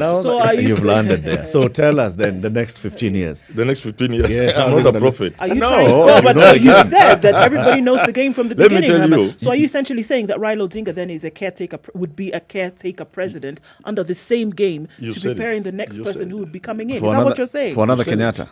You said it. There could be nothing else. Raila serves 2 purposes. One is a caretaker president, same way Kibaki was. And the 2, you break the cycle of betrayal. You end the betrayal, where one community in this country feels betrayed and persecuted. The other community has a sense of entitlement. And unless you break that, this country will never move forward. So you come in with a handshake, with BBI, and that serves 2 purposes. One, to break that cycle of betrayal, to make other Kenyans feel it will not always be the Kikuyus in power and the Kalenjin. So you bring in another person. So that's number 1. And number 2, you choose a sort of person who will play the Kibaki role. Which is? Which is what Raila will do. Caretaker president. You can think otherwise. So in the game plan, after this Raila caretaker presidency, who then The comes right back? person will take over. And I who don't want to tell people who it is. Who would that be? They should know. I know. They should know. You can just describe the person. No, you know. There's a prince in this country. You know He's it. tall. The prince. He's Kenyan. If you don't see the and prince. and he comes from Kenya. He's and he's a prince. Yes. And he's a prince. Yes. But then, Herman, to be honest, if Yes. you look at what you're saying, with hindsight, everything you're saying is palpable, it's explainable. Okay? But then it brings two questions to mind. One, is the game a locally manufactured game, or do we have people with vested interests who are helping move the pieces? This is a political game. Yes. And the political games are about interests. Yes. And the interests could be local, they could be international, they could be a whole bag of interests. What I'm actually asking is, the real movers and shakers, in your mind, is it our locals? And locals means, or is it other powers that are bringing their influence it to external bear forces? on our situation? It depends on how you want to look at it. If you want to look at it in a fairly ordinary way, these are just Kenyans playing the game. But Kenya is part of the international community and must fit within the international capitalist system. No, America would never want, for example, to see Africans or third world leaders who will remove their countries from the suffering they are in. Because if we wake up, then the West will collapse. So it depends on how you want to look at it. At a very ordinary level, these are local players playing local politics. But you can also expand your horizon and look at it as an international arrangement where some countries will have to remain poor for others to be rich. Irrespective of what they do, they will remain poor. Yes. And you're saying that the leadership cannot sort of like sit back and determine a path that they can chart for their people so that the poverty ends. And that this they cannot do unless the so-called bigger powers have a say-so and say, okay, we are going to allow you to unimpoverish your people. Again, depends on the way you are looking at it. If you look at it from using ordinary eyes, which is good, of course, you don't need to stab your brain thinking about big things. They can do so. Presidents are changing their countries. You can see the BRICS, the Asian tigers. You can see the Brazils and the Russia and the rest of this in Turkey. Within that space they are allowed. There's still a lot more you can do. This country, like Kenya, for example, without antagonizing the West and the capitalist system in the world, we can still do leaps. We can go far. We can become a rich country. A powerhouse. A powerhouse. We can improve the lives of Kenyans. But it can only go so far. If you try beyond that, you'll need to ask Gaddafi. If you were to try beyond that, you need to go and wake up Gaddafi from wherever he is and ask him. Now you understand what I'm talking about. Yes, Gaddafi, how did it go? Ask him. And he'll tell you saw how it went. He'll tell you. Well, this is a man you'll end up in a who created a utopian state. We can only dream of a country like that, where the citizens of the country enjoy the resources of that country. You come to exploit our oil, and you don't give us pittance in royalties. We do it with you. You bring your technology, we give you the resources. The Libyan people enjoy that. You see? Free education, free housing, employment. And anytime you're not employed, we pay you the rates at which you'll be paid if you are employed. Every citizen, turning a desert into a green land, with the currency going one-on-one with the dollar, my friend. Where is he? Now you understand what I'm talking about. If I hear you correct, and you can then correct me here, Herman, what you're saying is that there's a game afoot, and this game started even just before independence. Correct.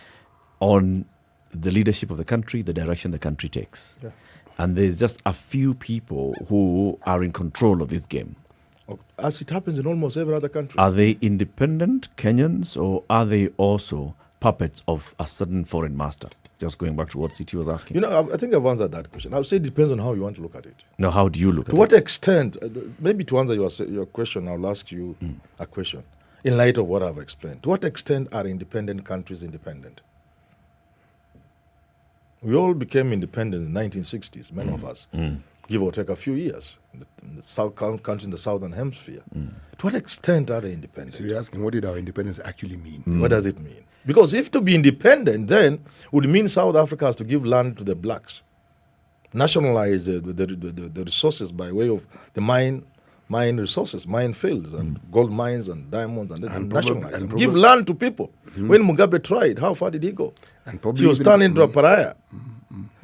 People were made to believe Mugabe was an animal, when in fact he was doing what every African leader ought to have done after independence. How would you explain yourself as independent in this country? When Samburus in Laikipia are watching their animals die from drought, when foreigners have trucks and trucks of land in the neighborhood, green, in the name of conservancies, some of them owned by people who can't even point at Kenya on the map of Africa. It was given to them, they inherited from their great-grandfathers. If you ask them, where is Kenya? They'll point at Nigeria.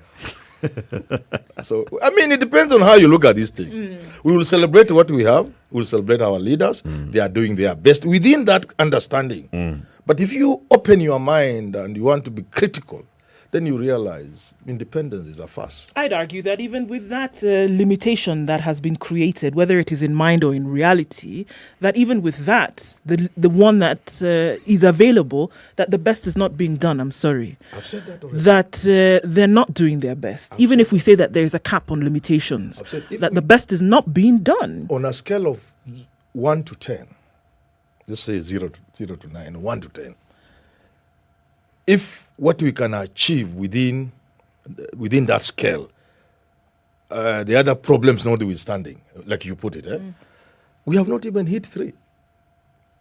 I mean, that's what I've said. We have not hit 3. If we hit 5, this country will change. If we hit 6, by the time we get to 7, there will be no slum in Nairobi. The poorest neighborhood will be Buruburu. By the time we hit 7, just doing the best we can do within those restrictions, within the international restrictions. So it's true, we have not even scratched the surface. So this song and dance, because that's what I choose to call it, that we see of power trying to pass from one hand to the other. Folks are putting together, what are they called? Coalitions. People are talking about where they're needed and where they're not needed. Really doesn't matter in all of this. It's still trying to pass the power from the hands of a few back to the hands of the others, and in a short time back to the hands of the others. It's just musical chairs that's being played here, and the people for whom development, for example, needs to happen is not happening. There's tokenism that's being passed out to make it seem as though we're doing the work for you, but really not even scratching the surface. That is true, except that if you look at history, sometimes when things are moving that way, something happens. A man comes on scene, you think he's going to be like everybody else, and then he changes things. So sometimes we would hope if somebody like Raila took over, because he has a vision, even within the limited space I have explained, something could happen. Who knew the Soviet Union would collapse?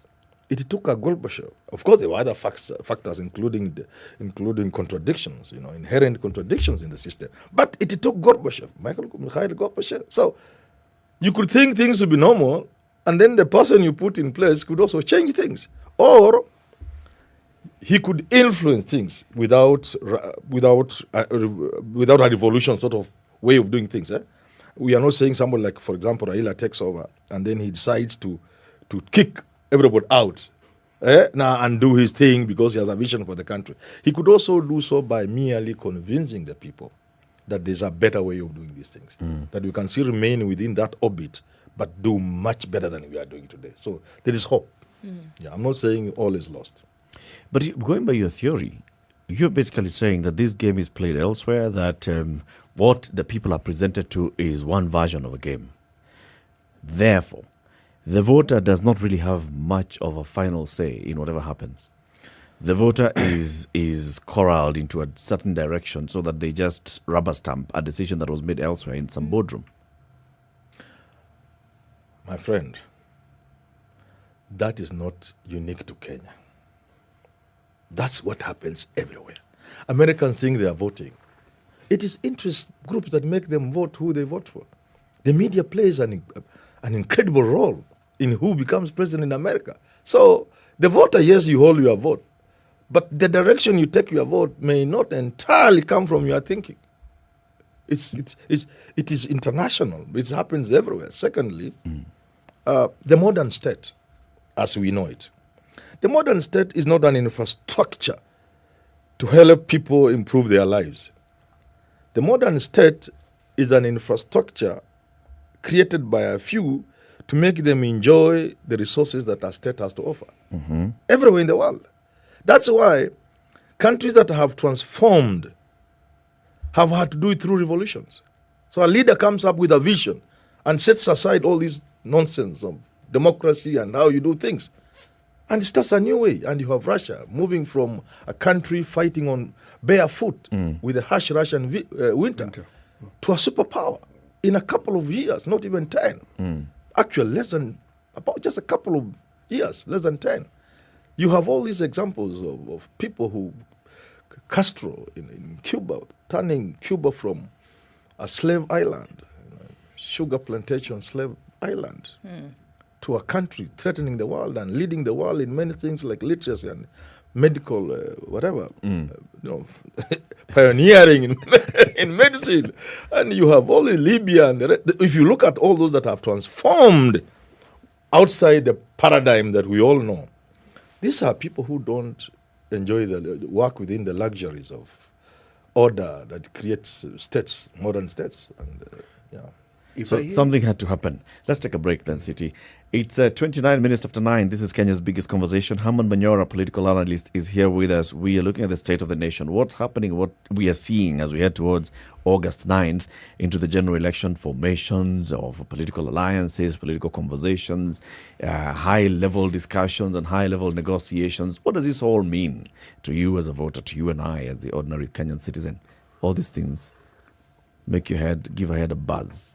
And how can you manage that pain? Well, Cipladon is one of them. Cipladon is an effervescent paracetamol that is absorbed 2 times faster than ordinary paracetamol. It offers significantly faster pain relief. Cipladon is used for relieving headaches, including migraine and tension headaches, and relieving the fever, aches, and pains of colds and flu. Cipladon 500 mg is sweetened with aspartame, and 1000 mg has a neutral flavor. Available at all good pharmacies near you, as well as Chandarana supermarkets. If symptoms persist, seek medical advice. Indeed, and we're giving away 5,000 shillings on Spice, particularly on Spice Drive. So tune in to Spice Drive with Edward Quach this afternoon. He'll tell you how to win. This is the person who won 5,000 shillings yesterday. Hello, Timothy. Hello. Yes, what? Mambo. Niko fiti. Timothy, you called us earlier from Meru, right? Oh, yes. And you told me you've got a 5-year-old son or daughter, bro? Son. Oh, it's a son. Yeah. 5-year-old son. Oh, yes. And you told me that when your son gets a toothache, you have 2 remedies. What was the first one, bro? Oh, the first one is warm some water. Yeah. Then you add some salt. Uh-huh. Then you rinse his mouth with the liquid, water and the salt. Yeah, boy. Yes, then I have the remedy. Right. Then what was your second remedy, bro? Oh, yes, there's a herb called the red root. Red root? Oh, yes, that one. Yes, the one you have to choose that one. Now see, Veve, red root. Red root, yes. Now see, beetroot. No, red root, yes. Okay, but earlier on you called it something else. What did you call it? I was not remembering the name earlier. Yeah, but you called it what? When you couldn't remember? Oh, miti ya kichaka. Miti ya kichaka. I like that. I like that one better. Miti ya kichaka. Red root. Alafu? Oh, yeah. Yeah. And then after I use the pain goes away. Okay, so what do you do with the red root? Does the child chew the red root, beetroot, miti ya kichaka? Oh, yes. We use the miti ya kichaka root. Okay, it's just chewed just like that, eh? Yeah, just like a banana tema, yeah. Okay, and then the pain goes away. Oh, yes. Okay, listen, and Timothy, because I didn't understand why you use the first solution, because the second solution clearly works for you. And you said sometimes usiku, you can't go outside to look for red root, beetroot, miti ya kichaka. Yeah? Oh, yeah. Yeah. So listen, I want to solve your problems. All right. I want to give you 5,000 shillings courtesy of Cipladon. Yeah. Yes. Yeah. So that every time your son gets a toothache, oh, yes. you just get the Cipladon 1,000 ml, you dissolve it in half a glass of water, and a kunywa, it fizzles the pain away. Wow. Ama namna gani? Yeah, hiyo iko chonjo kabisa. Hiyo ni chonjo kabisa, ne? Yes, thank you so much. So, my brother Timothy, congratulations to you. 5,000 shillings courtesy of Cipladon is yours. Wow. This is the Situation Room, the only way to start your day. The sun's coming out in Nairobi at 19, highs of 25 and lows of 16. At 20, Nakuru is sunny, highs of 28 and lows of 13. 10 will be the low in Nyeri, where it's sunny at 17, highs of 26. And we'll see highs of 25 in Eldoret, where it's partly sunny currently at 19. And we'll see lows of 13. Mostly cloudy at 29 in Mombasa, highs of 32. We'll see highs of 31 in Malindi, where it's cloudy at 28. Kisumu is sunny at 25, highs of 30 and lows of 19. And in Kakamega, it's sunny at 23, highs of 31. Back down to lows of 13. Kampala, cloudy at 23, highs of 29 and lows of 18. While Dar es Salaam is sunny, it'll go to highs of 32 and lows of 27. 19 degrees and partly sunny in Johannesburg. 25 will be the high and lows of 15. It's 27 and sunny in Lagos. Highs of 34 and lows of 27. The sun is also out in Kinshasa at 21. That'll be today's low, going to highs of 30. It's really warm in Beijing today at 15. We'll see highs of 16 going into early evening Wednesday and lows of -2. 5 degrees and clear in Paris, highs of 11 today. Highs of 8 in London, where it's raining currently at 7. And it's 7 degrees in New York, coming slowly into Wednesday. We'll see highs of 11 and lows of 4.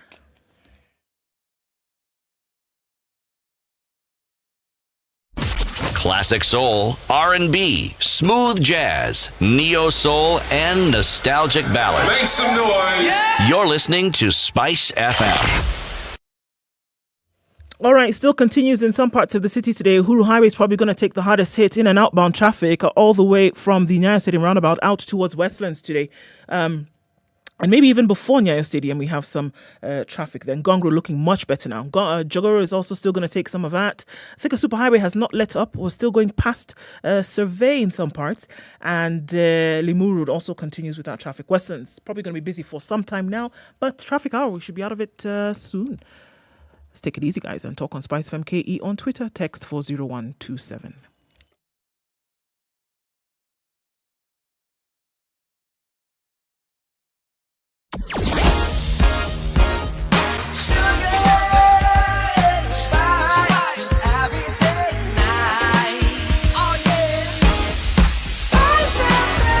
Spice up your life. Mature, intelligent talk every morning. Spice up yourself.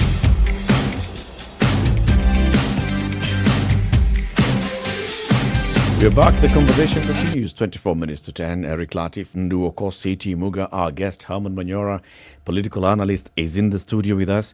You've given us very many things on how you see the game being played. You've told us this game has three main players, several main players. You've said Raila Odinga, President Uhuru Kenyatta. You've mentioned Gideon Moi and said those ones are together. Is Kalonzo Musyoka among them? From afar. Not quite a main player. He's a secondary player. Yeah. Kalonzo is the leader of One Kenya Alliance. But there are so many other leaders. Who says all political party leaders? So he's just one of the party leaders, but an important one. Mm-hmm. Yeah. What makes you elevate Gideon Moi above Kalonzo Musyoka? I said he's part of the game.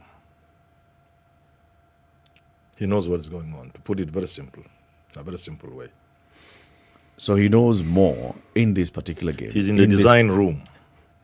Well, Kalonzo is in the other room. Yeah. But a good player. And then on the other side, you've said it's William Ruto mainly. Man solo. Man solo on the other side, and the others are in the other room. Yeah. They also receive instructions. There are several rooms also, several holding rooms. You know the question that comes to my mind as we think of these rooms and holding rooms is, it's like a club where you require certain qualities for your membership to be guaranteed. Correct. So what would William Ruto need to do, hypothetically speaking, of course, to qualify for membership of this particular... The other room. He has his own big room. Oh, no. Oh, no. He may be on the other side, but if I am to go by what Dr. Manyora is saying, is this. There is only one room, really. And it's that room that determines all these things. Now, if you appear to be in another room, you're allowed to be in the other room so that this image that is supposed to be created, whether it's to give the impression that there's competition, there's fairness, there's democracy, you use whatever word you want. So it is okay. But you are really not, as he calls it, in the design room. So my question is, what does one do to enter the design room? It is the difficult question because basically he's a rank outsider. He's a rank outsider. And outsiders are viewed with a lot of suspicion, scorn, disrespect, derision. People don't think you deserve to be where they are. So there's not much you can do. It's not like a company where if you enter as an intern and then an employee, then you acquit yourself, you show you work hard, you can be made a minority shareholder, become director. It's not that way. It's difficult. But people do go after long struggle. Like for him, look at Raila, for example. Everybody knows Raila is a tough politician and he deserved these things. And to some people and many people, I think, he won this thing at least once, or maybe even 3 times, or even twice. Then you must ask yourself, why didn't he go to State House? Why was he turned into somebody like an animal, somebody to be feared and hated, becomes an object of hate, It's because he could not be trusted in the manner you are suggesting. Why is Ruto not being invited inside the room? He was considered an outsider. Yeah, an outsider. So Raila was like that. And until at some point you have worked until they can trust you with a bit of that. You can have temporal membership, but membership nevertheless. You can have temporal membership, but it's membership. It almost sounds as though you're saying that, I think you actually did say that there are 2-3 people who control the way things happen in this country politically. No, probably. You have cabals who are seated around what would be leadership, what would be governance, the presidency. And it's not just here. Many have said that this happens in other countries around the world. Are you saying that is being replicated here? That there are certain folks who decide how things are going to happen. If you play along, fine, then you'll be let into the room. So that's your golden ticket, playing along with the system. If you don't, then you're in the other room. Is that what we're saying? You could even play well and you are let in, but with a temporal membership. Look at America. There's the system and the deep state that really determines who becomes president and for what reasons and who they can close their eye once in a while. So when people say Obama spoke good English and became president, I just laugh.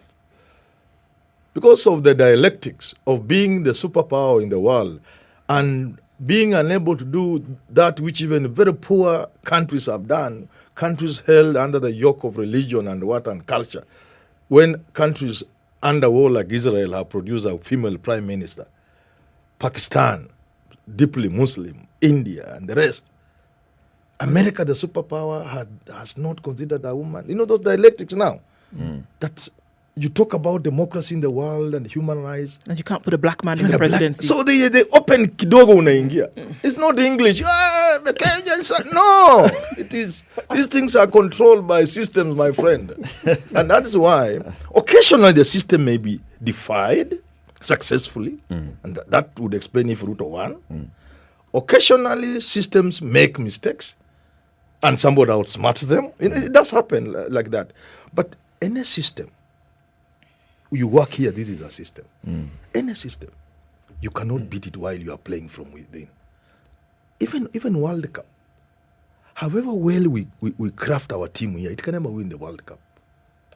You get what I'm saying? Olympics, we can never be top on the chart.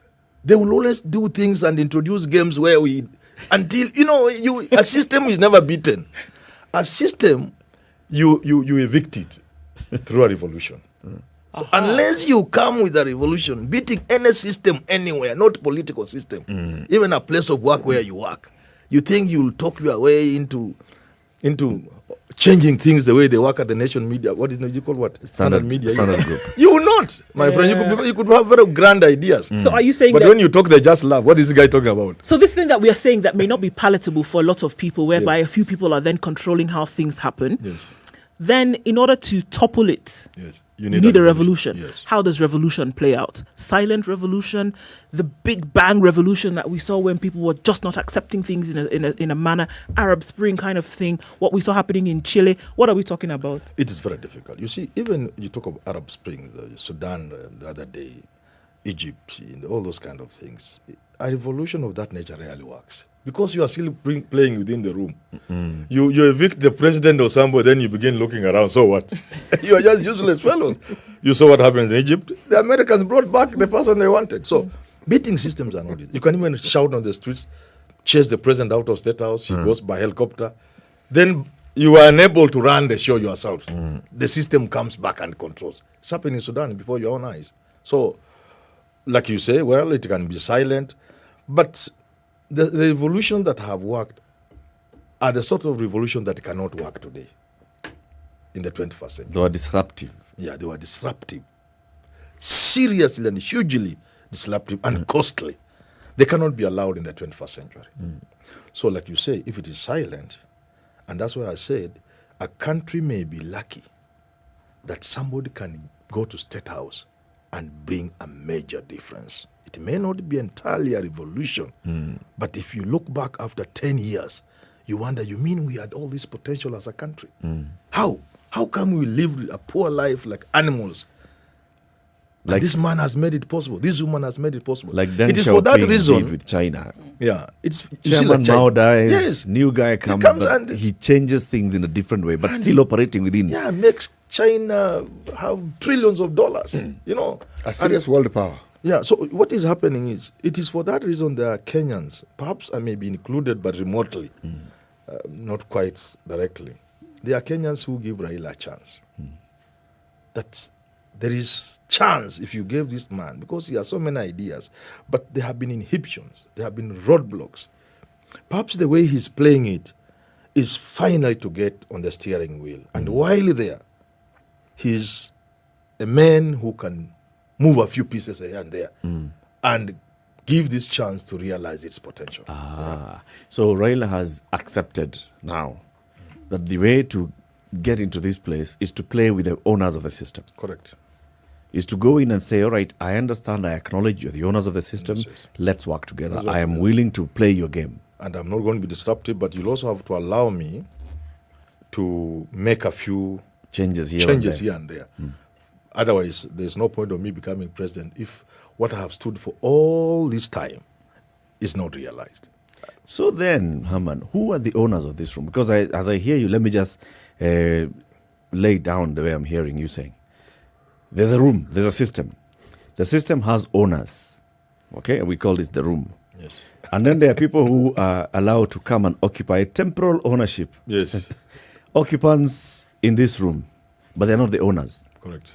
And then there are people who are strategically placed as part of the system to go and occupy the other room so that we can sanitize this room and ensure that it's not one system that is controlling. There's democracy. You can see the other room, how it's playing out. Yes. And then there are people who are then allowed to occupy the other smaller rooms in the big house. Who are the owners of this room in Kenya? They are not people. They are faceless. Sure. Come on. If we have people who are occupants. Yes. You've told us Raila now this particular time. Did you see the Anglo-listening faces? Did you see the Anglo-listening faces? Did you see the face? These are faceless people. If Raila is an occupant, of this the main Raila is in the room. Who has opened the door for him to come? But he's not the owner. He's not the owner. So Gideon is there. Is he the owner? Uhuru is there. Are they are not even owners. Okay. And Ruto is on the other side. Yes. He's far from the room. He's not the owner. You see, it is multi-layered. But who could he have been sent there by the owners of the room, just like you're telling us? Yes. 2002, Uhuru Kenyatta was sent to that other room. Yes, it's possible. But the owners of the room knew that Uhuru will move eventually from that room to this room. Yes, it's possible. It's quite possible. You know, and you see, look here. They only have certain interest in mind. You get it? They look at the bigger picture. And one thing about the system, they are long term. When you are looking at 2022, they are looking at 2050 something. What is Kenya going to be in 50 years? Who are the people going to be controlling the economy of this country in the next 15, 20, 30 years? They are long term. So if it serves their interest that somebody like William Ruto for now can be president, they will allow it. They are looking not as at individuals. They are looking at their interests. And this happens in every country, including the Vatican. You know, even as I listen to this, if I was a believer in conspiracy theory, I've just heard one delightful conspiracy theory. Because, namely, nothing is within our control. Other people make these decisions. You're just floating about. And we use the word pawns, we are the pawns who function in it. But when I pause for a second, I realize there's truth to it as well. Because you mentioned China. My favorite story is the one of Singapore. President Lee is the one whose name always comes up, but he wasn't alone. Yes. There were around 6 other people with whom, when they were in Malaysia, they sat and thought and said, we need to bring about change. And what do we need to do? The discipline and the focus that they had, their clarity. But they also had the presence of mind to keep changing. Now, if I had to listen to the discussion, it means, but they were working within the boundaries that would not interfere with the larger picture. Again, I'm looking at what Gorbachev did. What did Gorbachev did? He brought elective politics. He allowed it. Essentially, it's like President Moi allowing multipartyism. Yes. That's what collapsed the system that they had before. But a system collapses, another one comes in. Now, this is my question. With this new system that region has had, Russia specifically, do you think that this current president, Putin, actually has the powers to do what the world seems to think he's doing? Or are there other powers within his country who may not particularly share his expansionist ideas, namely the oligarchs and probably the army? You know what? To answer your question, I'll give you the best example of deep state. Deep state, first of all, generally agreed, is the group of people, rarely well defined, who think the country should move in a certain direction, sometimes always so. So they believe they are working in the interest of the country. The best example of the deep state are always the military. Generals, both serving and retired, who believe a country like America or Russia or whatever ought to move in a certain direction. And they constitute the deep state that then controls who occupies White House or Kremlin or whatever the place you call it, residence of the president or prime minister, and what goes on. So yes, Putin may be the face of it, but it could be forces that if we try to defy, sometimes it could be a problem. But they are always lucky. Sometimes they have a person, for example, like Putin, who is a very good, I don't know, they're a very good person to do what the thinking, to carry on the thinking. Yeah, and the ideas and the vision, if you call it a vision for that matter. So, and look at it, even to answer your question. Some of these big things can rarely be done by an individual unless they look like North Korea. Do you think that guy would work unless there's a system that backs him and for which actually he's working and representing? Some of these things, you can't do them alone. You know why I'm inclined to believe what you're saying? I look at Pakistan where it is established. You really can't make a move without the military. Yes. The other countries in the world do. In Nigeria. Doesn't the military play a very big role in what happens in the country? Still does. Yes. That's why a former military general is the president. It's the problem in this country. When people hear deep state, they read it at a very shallow level. They think Uhuru Kenyatta and some people meet and they are the deep state, they can control, Raila becomes... No, it's bigger than Uhuru Kenyatta. so big that if Uhuru Kenyatta, for example, try to defy them, they may ignore him. They may push him aside and have what... There are stories about what happened in 2007, which we can't say here because we don't know what happened. Of some people not wanting to play the game, but they are told, look here, this is not your game. Go ahead, go and do whatever. You know what I'm talking about. So really, but we in Kenya look at things sometimes in a very simplistic way. I like things that are simple and looking at things in a simple way. But when you become cheap and simplistic, you lose the bigger picture. Deep state is not Uhuru Kenyatta. It's not Gideon Moore. It's not Mount Kenya Foundation. Herman, as you're saying all of these things, do we not run the risk of then rubbishing things, you know, like the Constitution and the power of the people and et cetera, et cetera? Don't we run the risk of then removing that inherent belief in people that they feel as though they play a role in the country? Don't we? Or are you saying even those things are a farce as well? You know, the things we are saying here, we shouldn't be saying them. But the things you're saying, or the things we shouldn't be saying them. But as I told, say there come a time when certain things ought to be said and done. Because we are in a critical period in our country now, some of us must say these things. And we hope the audience is made up of people who can not jump and say, oh, Manyara is saying deep state will give Raila. That's, I'm not saying that at all. But you see people, social media, that's what we're saying. I haven't said that. You see, even as you talk about the Constitution, basically law is subservient to politics. Law serves law is not for you and I. The Constitution is not for you and I. The Constitution is for the owners of the... You're taking away from the very first lines of said Constitution, which starts with "we the people." Where does that even go? The people is we. The people must be defined well. Right. Okay. It must be well defined. If you think you are part of the, getting reverse gears back to the look at America. Yes. Look at America.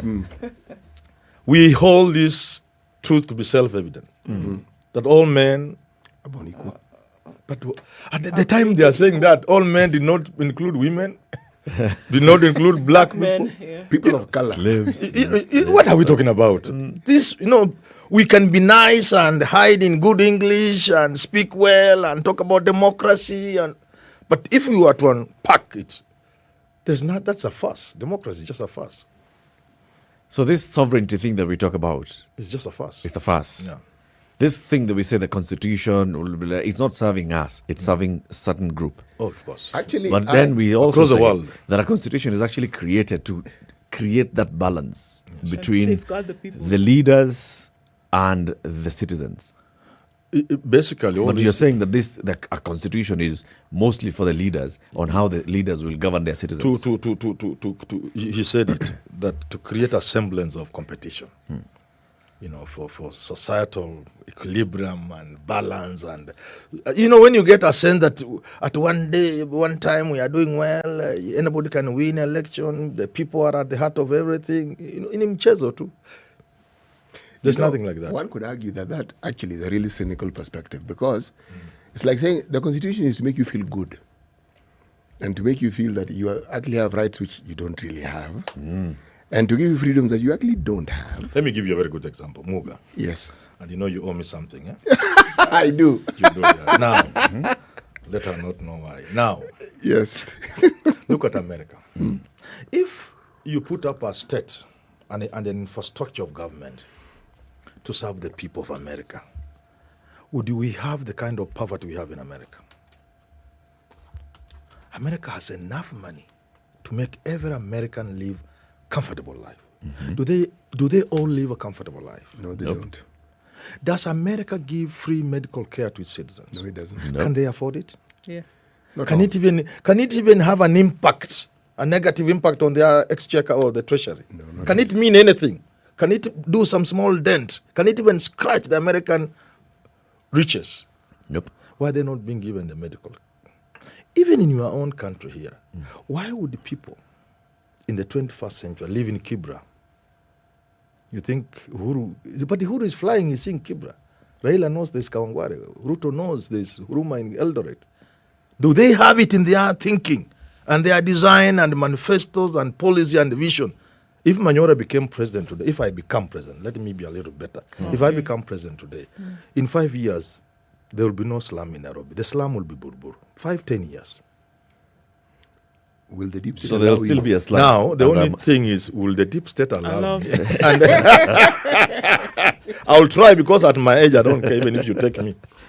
Even if you take me, I don't care. But I'll try. You have very cynical views of this country. Oh, no, of global politics, Manyora. It's not cynical. There are people You call that reality. That's the reality. You see, there are times when we can talk nice and speak good English and glorify democracy and our leaders. But sometimes God has endowed me with a brain. Sometimes I should be able to use that brain to say, look here, this is the truth. The truth is, this is just a game. At the very best, it's a game between our leaders as we cheer them, thinking there's competition among them, when really there is rarely competition. The kind of competition we have now between Ruto and Raila and Uhuru has not been here since the days of Jaramogi perhaps and Kenyatta. All these others have just been the same side, different sides of the same coin. You know what we're going to do, Haman? Yes. We'll invite you another time. Please do. And let's open up the conversation. At that time, you invite me, let's talk normal politics, Yes. simple politics. Simple of politics. coalitions. This is an excellent background from which to actually launch that. This Yes, same now we politics. shall now talk kawaida. So we can hear what the people think. How many people actually agree with you and they see the things the way you're saying you're seeing them? But we thank you very much for joining us. Thank you. Your first time, not your last time in the Situation Room. It cannot be allowed to be the last time. Keep it here for more coming up in other hours during the day. It's SpiceFM. Remember, tomorrow, the 3rd day of March, is the day the Magical Kenya Open kicks off at the Muga Country Club. It's the Magical Kenya Open presented by APSA, returning to the historic country club tomorrow. APSA Bank announced a 56 million shilling sponsorship deal, marking the 11th year that APSA is sponsoring the international tournament, part of the European tour. We'll be telling you all about it in coming days. Thank you very much for tuning in to Kenya's biggest conversation. City, goodbye with the proverb. Suffering in search of truth gives true meaning to the truth. Herman Manyora is suffering. In search of the truth. In search of the truth. Wonderful. Keep it here for more. Thank you very much for tuning in to Kenya's biggest conversation. Join us again tomorrow morning, 6 a.m. to 10 a.m. Eric Latiff, Okoh, City Muga, and Herman Manyora. It's now 10 a.m.